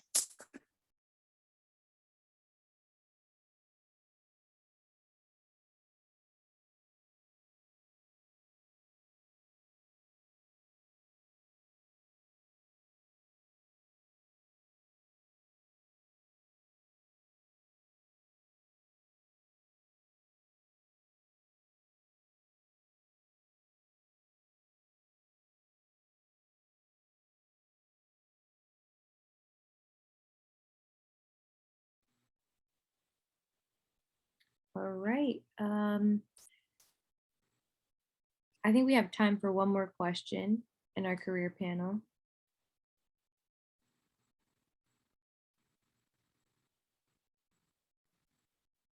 Does anyone have a question for Chef Raquel, someone who's on the ground, cooking, making meals with the community, for Nicola, who's, working directly with school meals, for Masharo, someone who's directly in gardens with youth at schools, and also has another, sorry, like, I don't know why I'm tripping up on my words, but who also works in naturopathic medicine, which is a way of treating people holistically, using or preventing people from from getting diseases by using nutrition and using plant medicine, which is really interesting and something that we don't hear a lot about.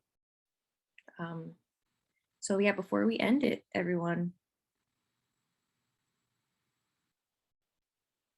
definitely feel free to to come off of mute and maybe even introduce yourself, maybe talk about something that you're interested in if you don't have a question too.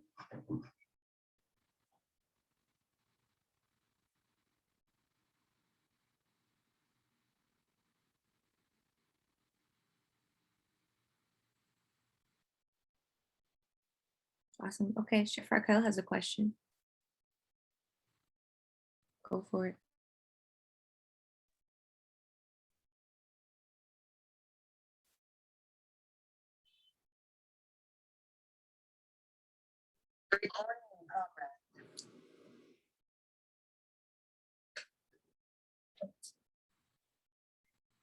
Hey, Laura, we're gonna be ready for you in just like 5 minutes. Excellent. Hi, can you hear me? Yes, we can hear you. Excellent.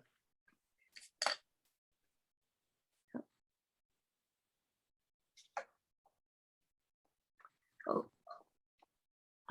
Michelle, do you see Chef Raquel's question in the chat?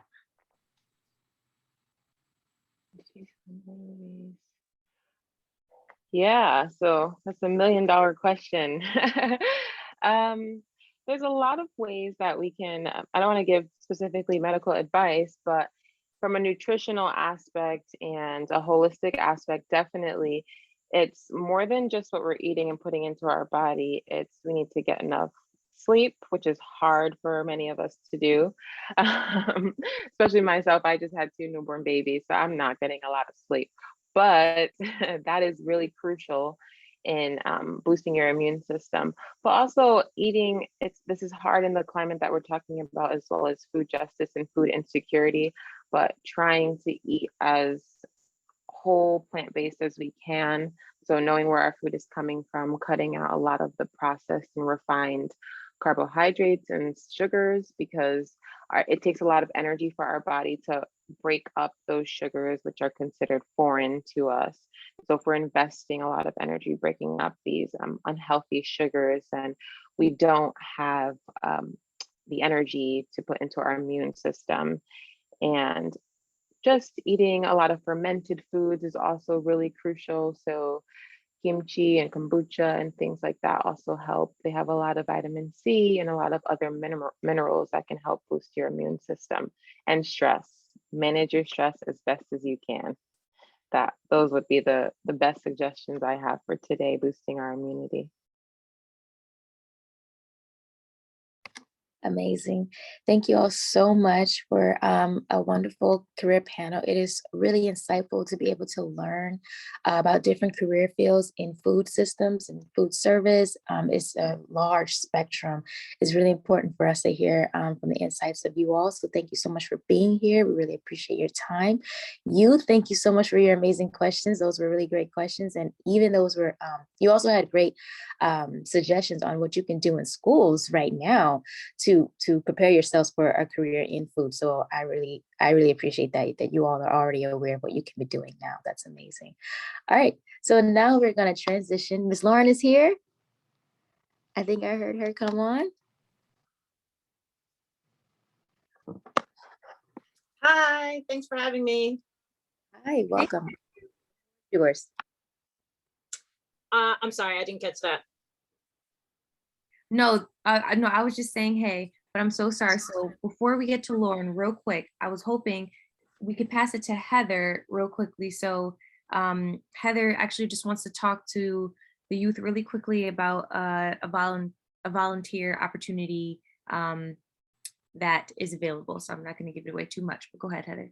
Yeah, thank you so much, Nairi. And thank you so much to the career panelists. That was fantastic.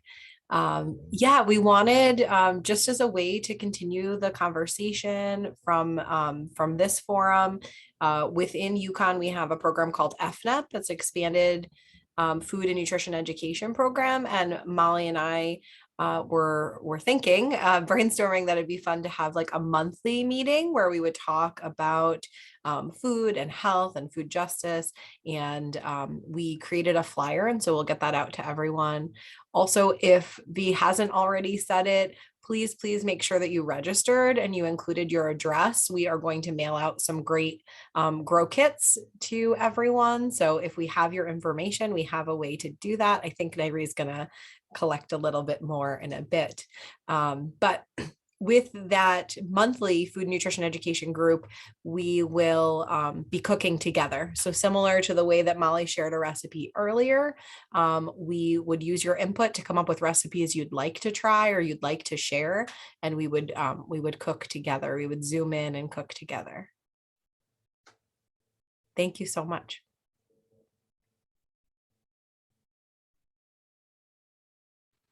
Awesome. Thank you so much, Heather. So I'm just going to post our registration form right here in the link, everybody.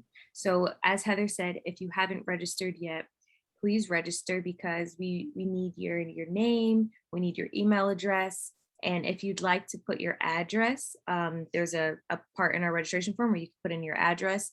So as Heather was saying, we could mail a grow kit to you, which will be, well, I haven't seen the grow kits, but I know that they're awesome. So y'all should definitely register so you can get all the things. But also at the end of this event, you're able to get a certificate of completion and community service hours if you need me to follow up with you about that. And it's really important that you register so we have all of your information so we can follow up with you, to do those things. Okay, so I'm just going to put it in the chat one more time. That's the registration form. Hopefully everybody is able to see it, access it. All right, I think that's all. If you're not, please chat me privately, okay? If you're not able to open up that link or fill it out. And I'll help you, and I'll get your information in a different way. Okay. Thank you, Heather, and thank you, career panelists. And thank you, Vitavia, for holding it down for this entire event. Thank you, youth, so much for being here. We have one more awesome workshop for you all. Miss Lauren Little has put together a game. Lauren is so creative. She's put together a game, and it's called Farm Life. So Lauren, I'll pass it to you to talk a little bit about it, but I'm super excited to play it. And I hope that you all will stick around, to enjoy this last workshop. Go ahead, Lauren. Excellent. Thank you so much for having me. I'm really happy to be here. I just kind of want to start off and say thank you so much, everyone, for having me, and that you will need a piece of paper, 2 pieces, and something to write with. So I'm just going to give everyone a chance to grab a piece of paper, actually 2 pieces and something to write with. I'm going to give you guys about 1 minute to gather all those supplies. In the meantime, I'm putting a document in the chat that will just be a guide to help us understand how to play our game. Okay, so just adding that now. So you guys can check it out and I'll go over it. The hope is that for the first couple of minutes, I'll go over the game. I'll talk to you guys about what I do. We'll do a squeeze and breathe. And then after we play the game, I'll gather everyone's feedback about the game and what it kind of represents in the idea of farming, how socioeconomic, your socioeconomic status goes with that, what is farm-like life, and also some historical facts. So if you guys are able to follow the link, I can also share my screen and we'll go over the instructions. And so, yeah, you can just look through this. I'm also gonna present that. So yeah, if you guys have any questions, yeah, I'm gonna count down from 10. And when I get to 1, I'm just gonna start my day. If you guys have any questions or need me to stop, just write it in the chat or put up a hand to let me know that you're not ready to move on. Okay. Yes. Okay, just a reminder, you need 2 pieces of paper and something to write with. So I just want to say thank you guys so much for having me. I'm going to count down from 10, 9, 8, 7, 6, 5, 4, 3. Oops, see people getting paper, 2 and 1. While you guys are waiting, I can tell you a little bit about what I do. I'm an urban farmer and an educator, and so I create programs to teach kids how to farm, but then also how to really have a personal relationship with their local environment. If you do have your paper and you're just coming in, the second slide has your farm life game board. Ooh. So if you want to get started, I would copy that down, and it's also on that slide, but it's also here. So what I did is I made like a simple road, like so, and I made a box, and I wrote my 3 categories. My 3 categories are farm facts, world of farming, and farm life. So here's an example here.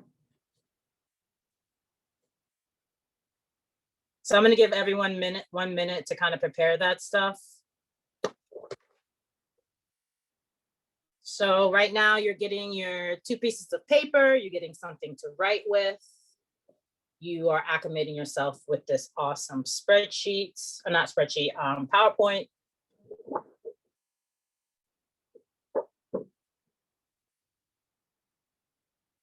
If you have already started the PowerPoint, looking at the PowerPoint, you'll see that you write this. It's okay if you don't have paper, you can still participate.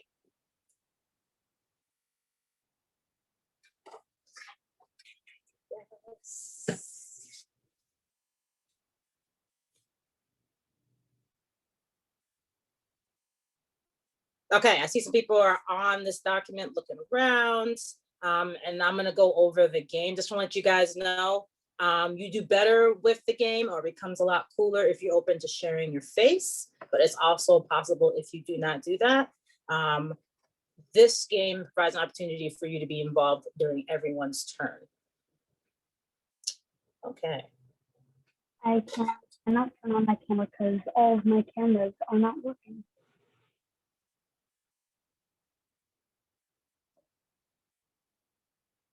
Okay. I'm gonna start moving on. And it's okay if you don't put on your camera, but it is helpful if you do. So how this game works is everyone has the same goal. Your goal is that you would like to grow food. And as you play this game and do different challenges, you will earn money to do so. Now, each time that when we play this game, each person will be assigned a number. And when you are assigned that number, you'll be called on to pick one of the 3 categories. One of those 3 categories are farm facts, world of farming, and farm life. If you look on the instructions, you'll see which each of those categories represent, and you'll be asked to participate in a challenge. Now, if you prepared your game board by copying slide 2, what you're gonna do next is you're going to make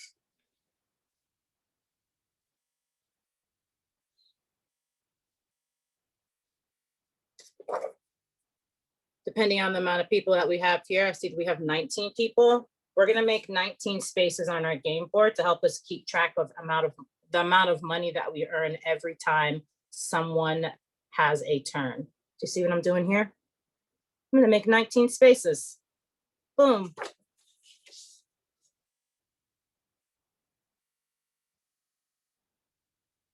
I hope it's okay. I spotlighted you so we could see your screen better.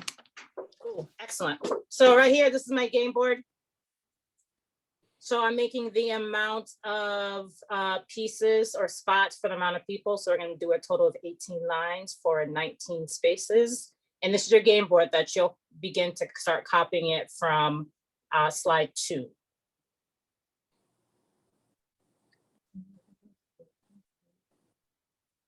Okay, so I'm just gonna fill this in. I'm gonna take about 1 minute to do that.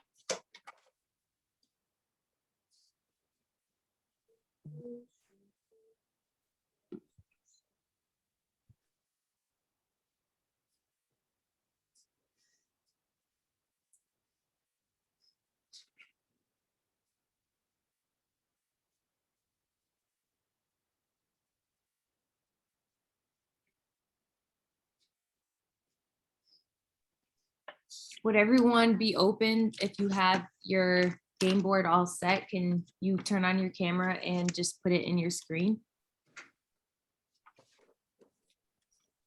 So we know how many people are playing the game. So I can tell that we have 18 people. So I made 19 spaces.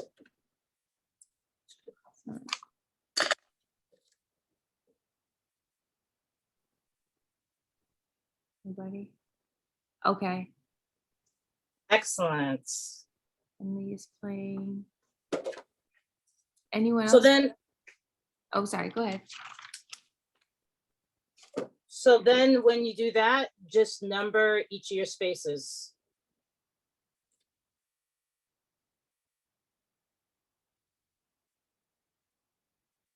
And if you don't have paper, that's okay. This just helps you to keep track of your money.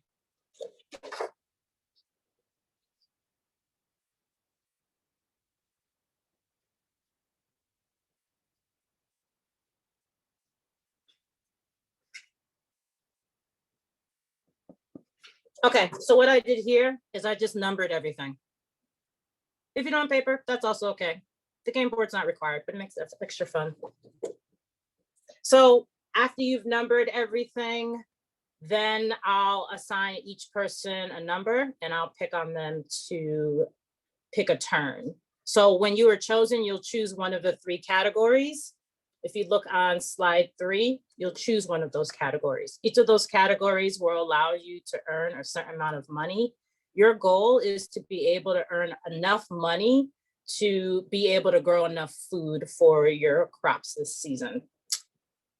Now, the whole entire goal of this game is that every time you are asked a question, you are challenged to complete what that question is asking you. And by the end, you should be able to earn enough money to earn all of your supplies. Those supplies that are needed are on slide 4 that says farm life categories. Okay, before we get started, does anyone have any questions?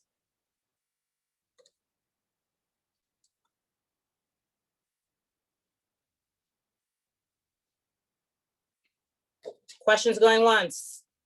Questions going twice? Questions going 3 times. Okay, so what's gonna happen is I would like everyone to go to slide 5 and you're gonna roll the dice. Once you've rolled the dice and figure out what your number is, you're gonna write it in here.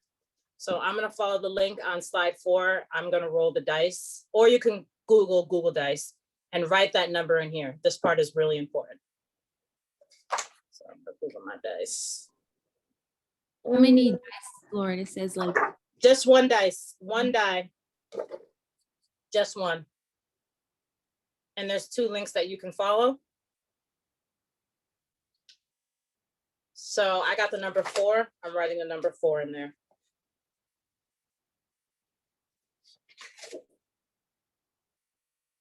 Excellent. So if you got the number 3, you got the number 4, you're just gonna write it in here.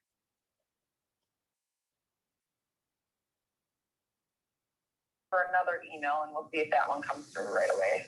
Excellent. You're gonna write it in this little box.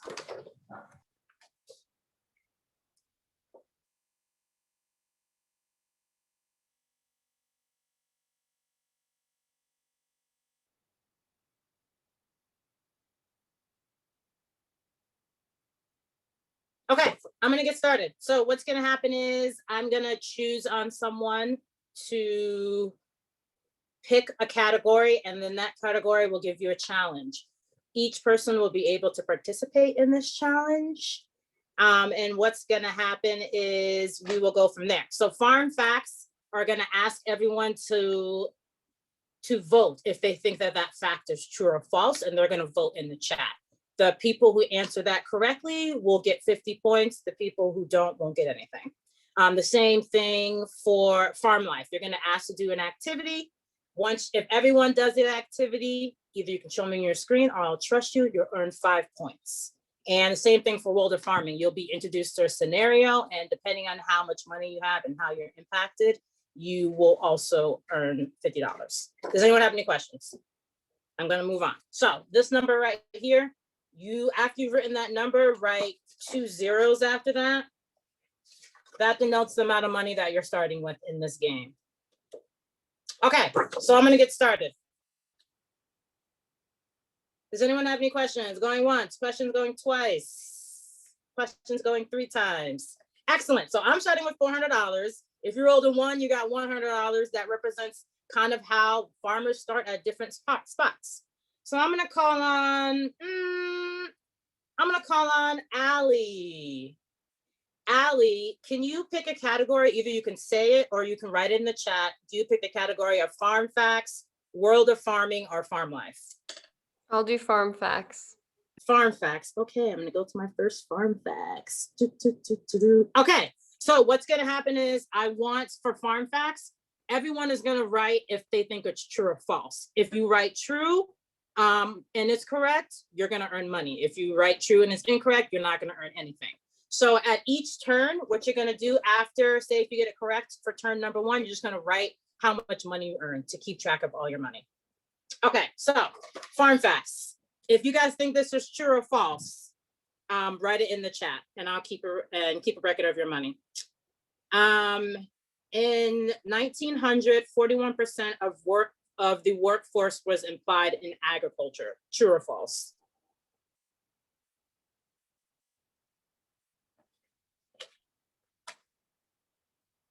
And I'll give everyone 1 minute to answer. Sorry, I didn't say that part. Let me see. All right, about 10 more seconds to answer. Okay, the answer is true. So if you wrote true, that means you just earned $50 and you can add it on to the amount of money that you have here. It's allowed you to keep track of all the money you made. So that is true. A lot of, before the whole Dust Bowl thing, before the Great Depression, there's a lot more people who are involved in farming. That has changed. Okay, let's pick on the next person. The next person is Daniela Gomez. What category would you like to choose?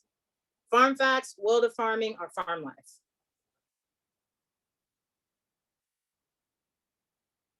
It's okay if you forgot the dates. Just keep track of your money. World of farming. Ooh, okay. So world of farming is awesome. So I'm gonna read a scenario and you guys, depending on how much money you have and depending on what number you roll, that will affect your fate. So be prepared to roll the dice, and that means you're gonna be following the link. You're only gonna use 1 dice. Okay, so pretend that you are a farmer and you are getting ready to harvest your sugarcane, because sugarcane is awesome and tasty. But something's happening with your growing season, so you have to get a loan out from the bank. That loan is called a crop loan. Now, what I want everyone to do is determine their fate. I want you guys to all follow the link and to roll the dice. Once everyone has written a number, their numbers that they rolled, I will tell you guys what your fate is. So everyone has 1 minute to do that. Roll the dice and write the number in the chat that you've gotten, and I'll tell you guys what your fate is. I'm gonna give everyone 1 minute to do that. Okay, excellent. Farm life for the farming. 6. Okay, so if you rolled above a 3, you're doing great. You're able to get that farm loan and you're able to harvest your sugarcane on time. So that means that you are good. But if you rolled below a 3, you just lost $100 because you actually weren't able to get the crop loan due to kind of, nefarious people who are providing that loan. So you just lost $100. And that's kind of what happens in farming. Sometimes you aren't able to get loans in time due to many extenuating circumstances. So the next step, please some people are down to 0. That's how farming is. So just write either -100 or plus. You're not getting anything, but write -100 if you lost money. I know, that's how farming is. Ooh, okay, the next person I'll have is Chanel. Chanel, can you pick if you want to do farm facts, world of farming, or farm life? You can say it or write it in the chat. Farm life. Okay, farm life. Excellent. So in order to do this task, I would prefer if you guys were to show your screen because you have to do physical tasks. So in order to earn this, you're going to do actual physical work like how farmers do. And you have to hop on one leg 3 times. So everyone who does that is willing to show their screen or, do the honor code will earn $50. And I'm going to do it. I'm also going to do it. I'm hopping on one leg 3 times.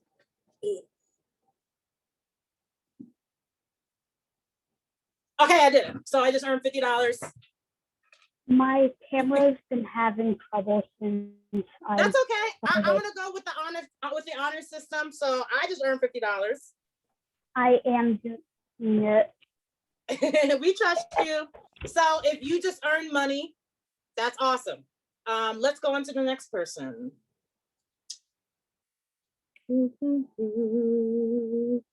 Jaden Serrano. Would you like to be a part of farm? Would you like to choose Farm Facts, World of Farming, or Farm Life? So if you just did the physical activity, you earn $50. So you can look on the chart on the slide to see how much money that you need to earn. And who did I just choose? So Jaden, why don't you let us know if you would like to do Farm Life, World of Farming, or Farm Facts? All right, you're getting up on the money. So you can write it in the chat or you can say what you would like to choose.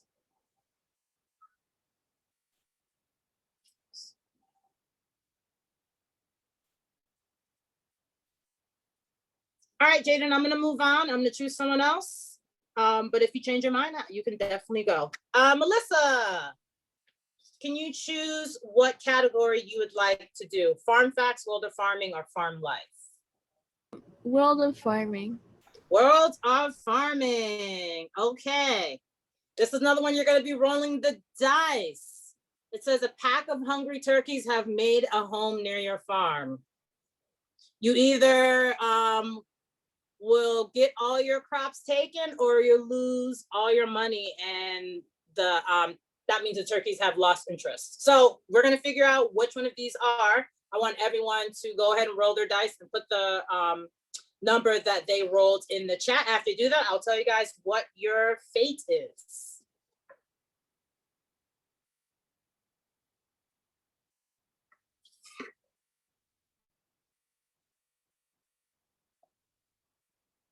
Okay, so if you rolled above a 2, the turkeys did not bother your stuff. They figured out a way to not mess with your food. But if you rolled under a 2, the turkeys ate all of your crops and you have to start from 0. Yeah.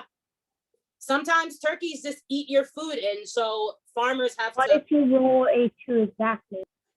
If you roll a 2 or below, the turkeys ate your crops. Yeah.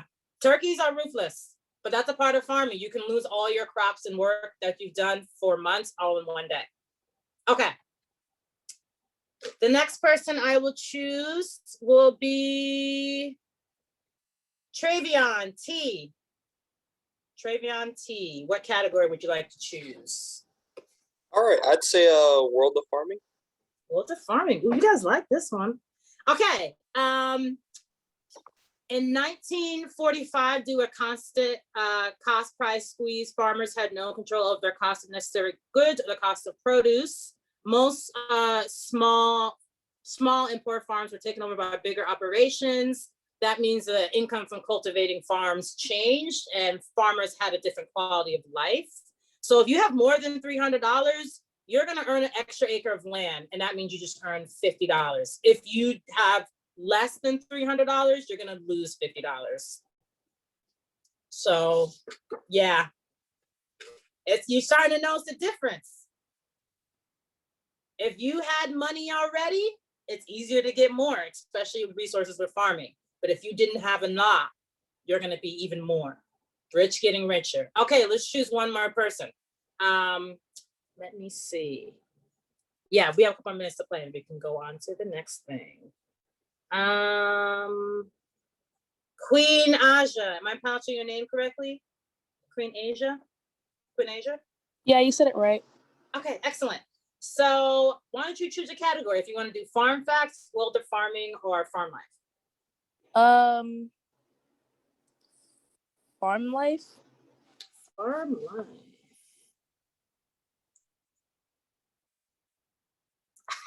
Excellent. So this one is you have to do something that represents the labor of farming. So you have to stand up and walk around in a circle, and that means that you just earn $50. So I'm gonna do it. You can turn on your camera and do it, but if you don't, that's also okay. We'll use the honor code. So I'm gonna get up, we'll walk around in a circle, and I'm done. I earned $50. Boom. So I'm notating that in my farm book or my farm life game board. So I earned $50. I put plus 50. Okay, let's pick someone else, and then we'll talk about what we have learned. Cheyenne. Cheyenne, what category would you like to choose? Farm facts, world of farming, or farm life? You can put it in the chat or you can write it down. It does look like my life. Isn't that crazy? So whatever category you would like to pick, Cheyenne. Farm life? Okay. Excellent. Ooh, someone's calling me. So farm life. So you will earn $50 if we all sing happy birthday. So I'm gonna sing happy birthday. You can join me, or you don't have to unmute yourself. But if I sing happy birthday, if we do it together, we'll all earn $50. Whoever doesn't earn $50. Happy birthday to you. Happy birthday to you. Happy birthday to everyone. Happy birthday to you. All right. See, we're working together to earn money. Okay. To you, happy birthday to you, happy birthday to someone, happy birthday to you. I can hear you. Excellent. So donate or notate what's how much money you made. I think we have time for one more person, and then we'll talk about what this all means. Okay. So let me see.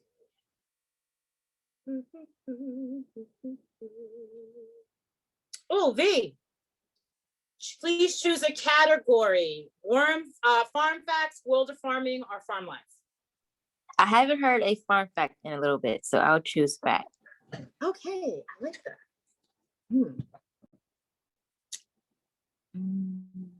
Okay, so agriculture is the industry that employs the least amount of people in the world.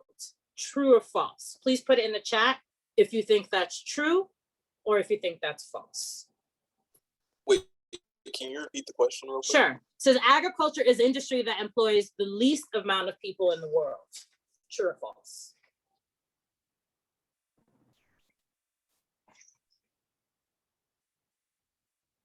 And I'll just wait a couple more seconds. I'll say it's false. It actually employs the most, like that industry has the most amount of people working in it in the world. And I think you guys are funny with your very false. That's super false.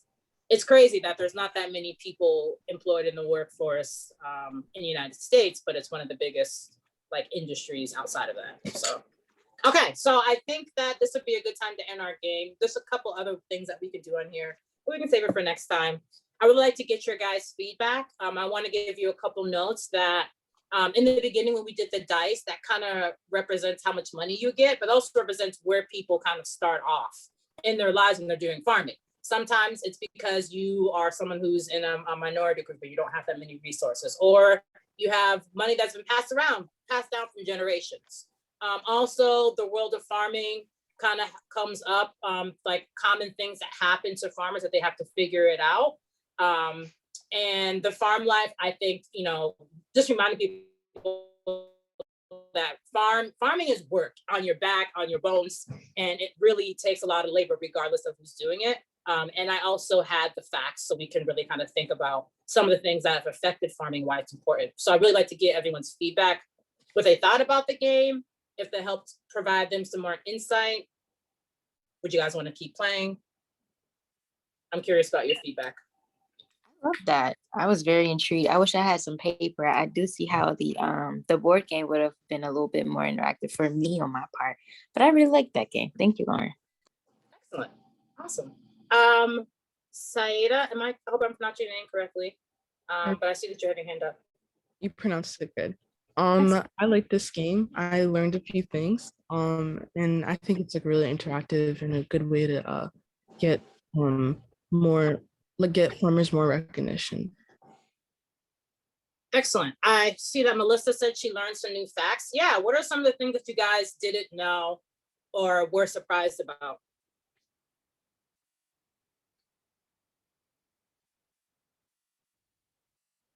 Ooh, the first fact. Oh, is that the one about the amount of people who are in agriculture? Let me check. I think it was the one with 1940. It was a date about when it started. Something started. Oh yeah, the concept cost price squeeze. That one was really interesting. Yeah, so the farmers were starting to lose control of what things would cost. So like they were having a hard time setting the prices. I thought that was really interesting because then there's a whole like a lot of history of that kind of explains why we're in the current position that we're in now.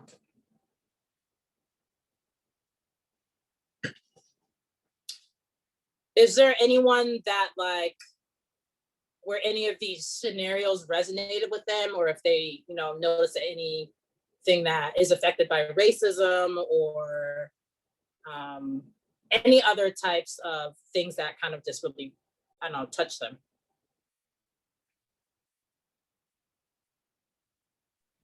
I just felt like in the game, I started off at $600 and I ended up at $750, which I think meant I did good in the game.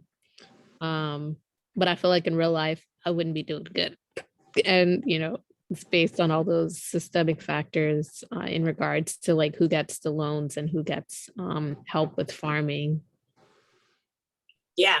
One thing that one of the examples from like the sugar cane is that a lot of like people who, especially Black farmers and other minority farmers, like they aren't able to get their crop loans in time to be able to properly harvest. And so they lose money, they lose their crops. And that doesn't happen as frequently with white farmers. And so it's definitely a systematic thing. And it's just really interesting because you kind of see like one thing can set you back. And then once you lose money, it's so much more harder to farm when farming is relatively, should be free to be able to do.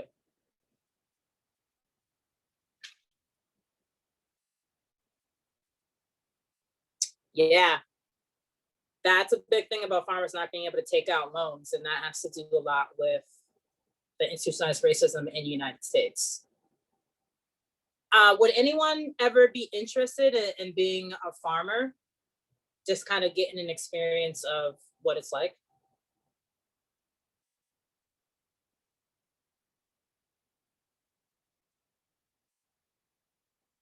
Maybe, maybe not. I still think farming is really cool because it allows for you to grow food and you know your food's coming from, it tastes better, but it also has better nutrients that allows for you to be better in your academic achievement. Oh, Chanel has your hand up. Okay, Chanel, please. I was just saying, I wouldn't mind trying to be a farmer. And yeah. Yes, excellent. Yeah, I'm sure someone else would also like to be a farmer. I think farming is a way for you to figure out your way of how you want to connect with nature. Not everyone farms for the same reason. And so, yeah, I think it's a good opportunity for you to connect with your environment.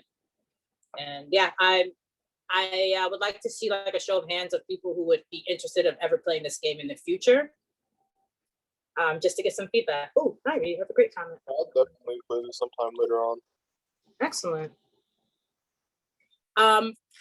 Farming is actually a game that you have to navigate. And the best way for you to be successful is to actually work together. So other farmers sharing resources is how you can actually win in the farm life.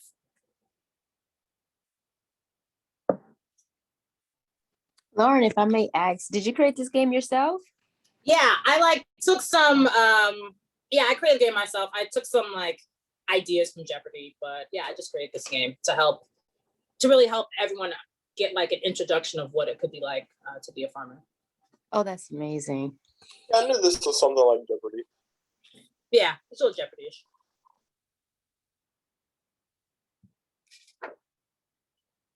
Excellent. So if no one has any other questions, I just wanted to say thank you so much for having me and letting me be a part of today's activities. I also represent Lauren Little Edutainment. So if you want to learn more about what I do, you can check out my Instagram page, Miss Lauren Little, and I'll share that in the chat.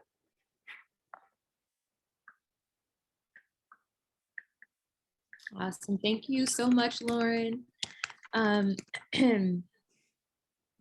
Let's see. So this event is over at 1 p.m. and I just wanted to just go over some things before we end. So first thing is that there's been a lot of folks on our call today. We had a great career panel.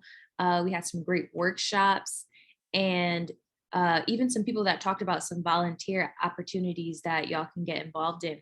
So I put together like a nice resource list for everybody for some volunteer opportunities, like how to connect with some of these great creative folks that we heard from today.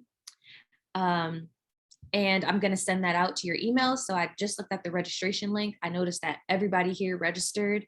So thank you guys so much for doing that. I'm going to follow up with some resources for y'all.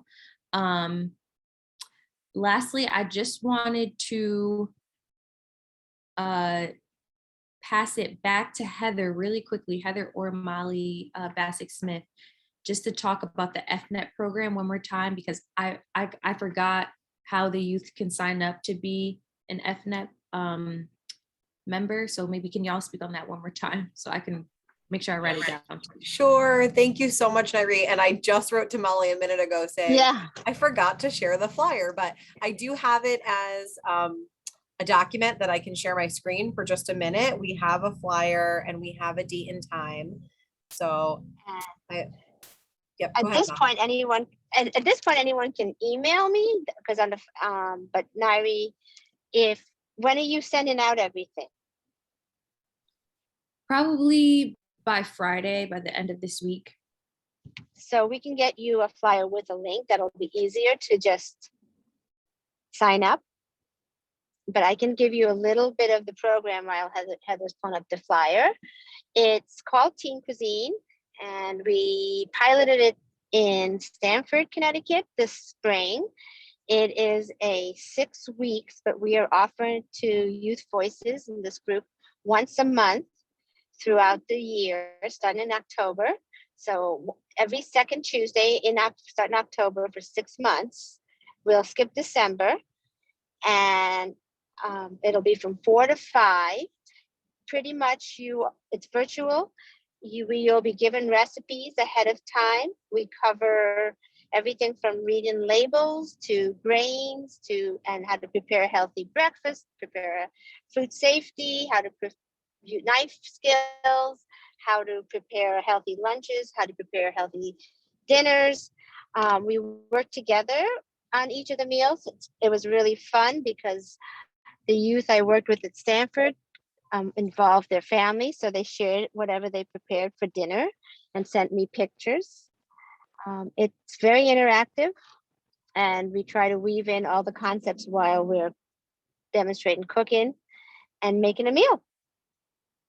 And I see Heather has the flyer up. And what we'll do is have a link so you can sign up. And it's limited to 12 people. So any of you that want to share with your friends and want to join and do it together, you can do that too. Any questions?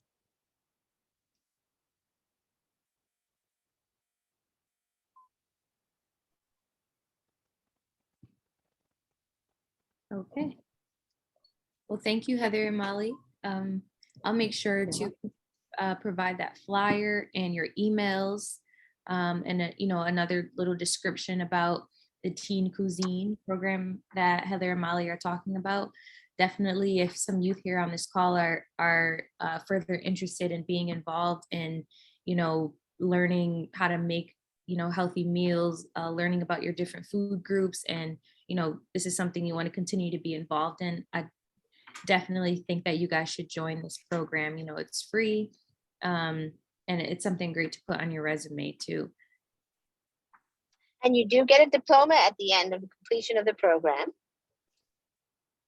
So. Awesome, yes.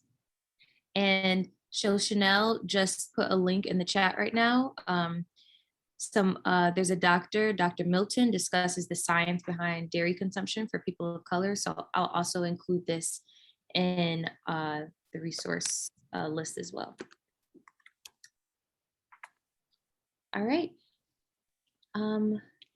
Lastly, I just want to quickly give a thank you to our youth planning committee, Saida, Melissa, Travion, two other folks that couldn't be here today, Darlene and Fatima.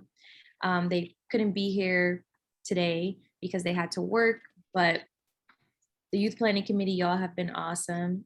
This entire event definitely could not have been put together if it wasn't for them. And also Batavia and Allie, just literally everybody on this call.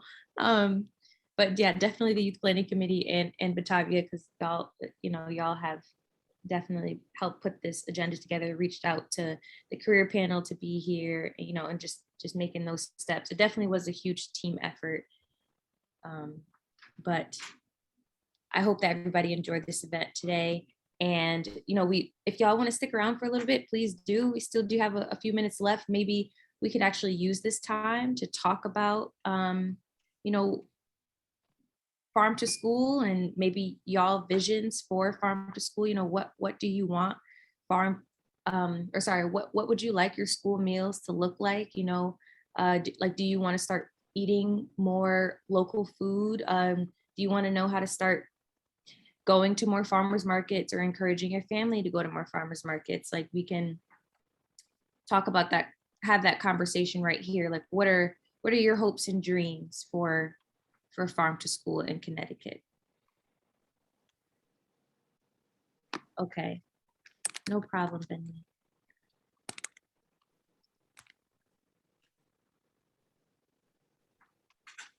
Bye. Bye.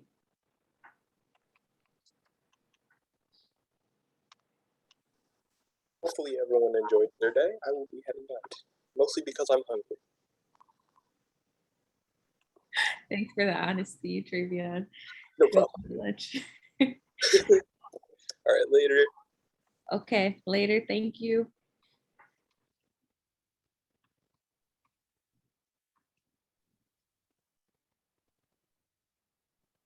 All right, y'all. Well, it looks like people are just heading out, so we're gonna stop it here. But we'll be in touch with the resources and your certificates. And thank you guys so much again for coming.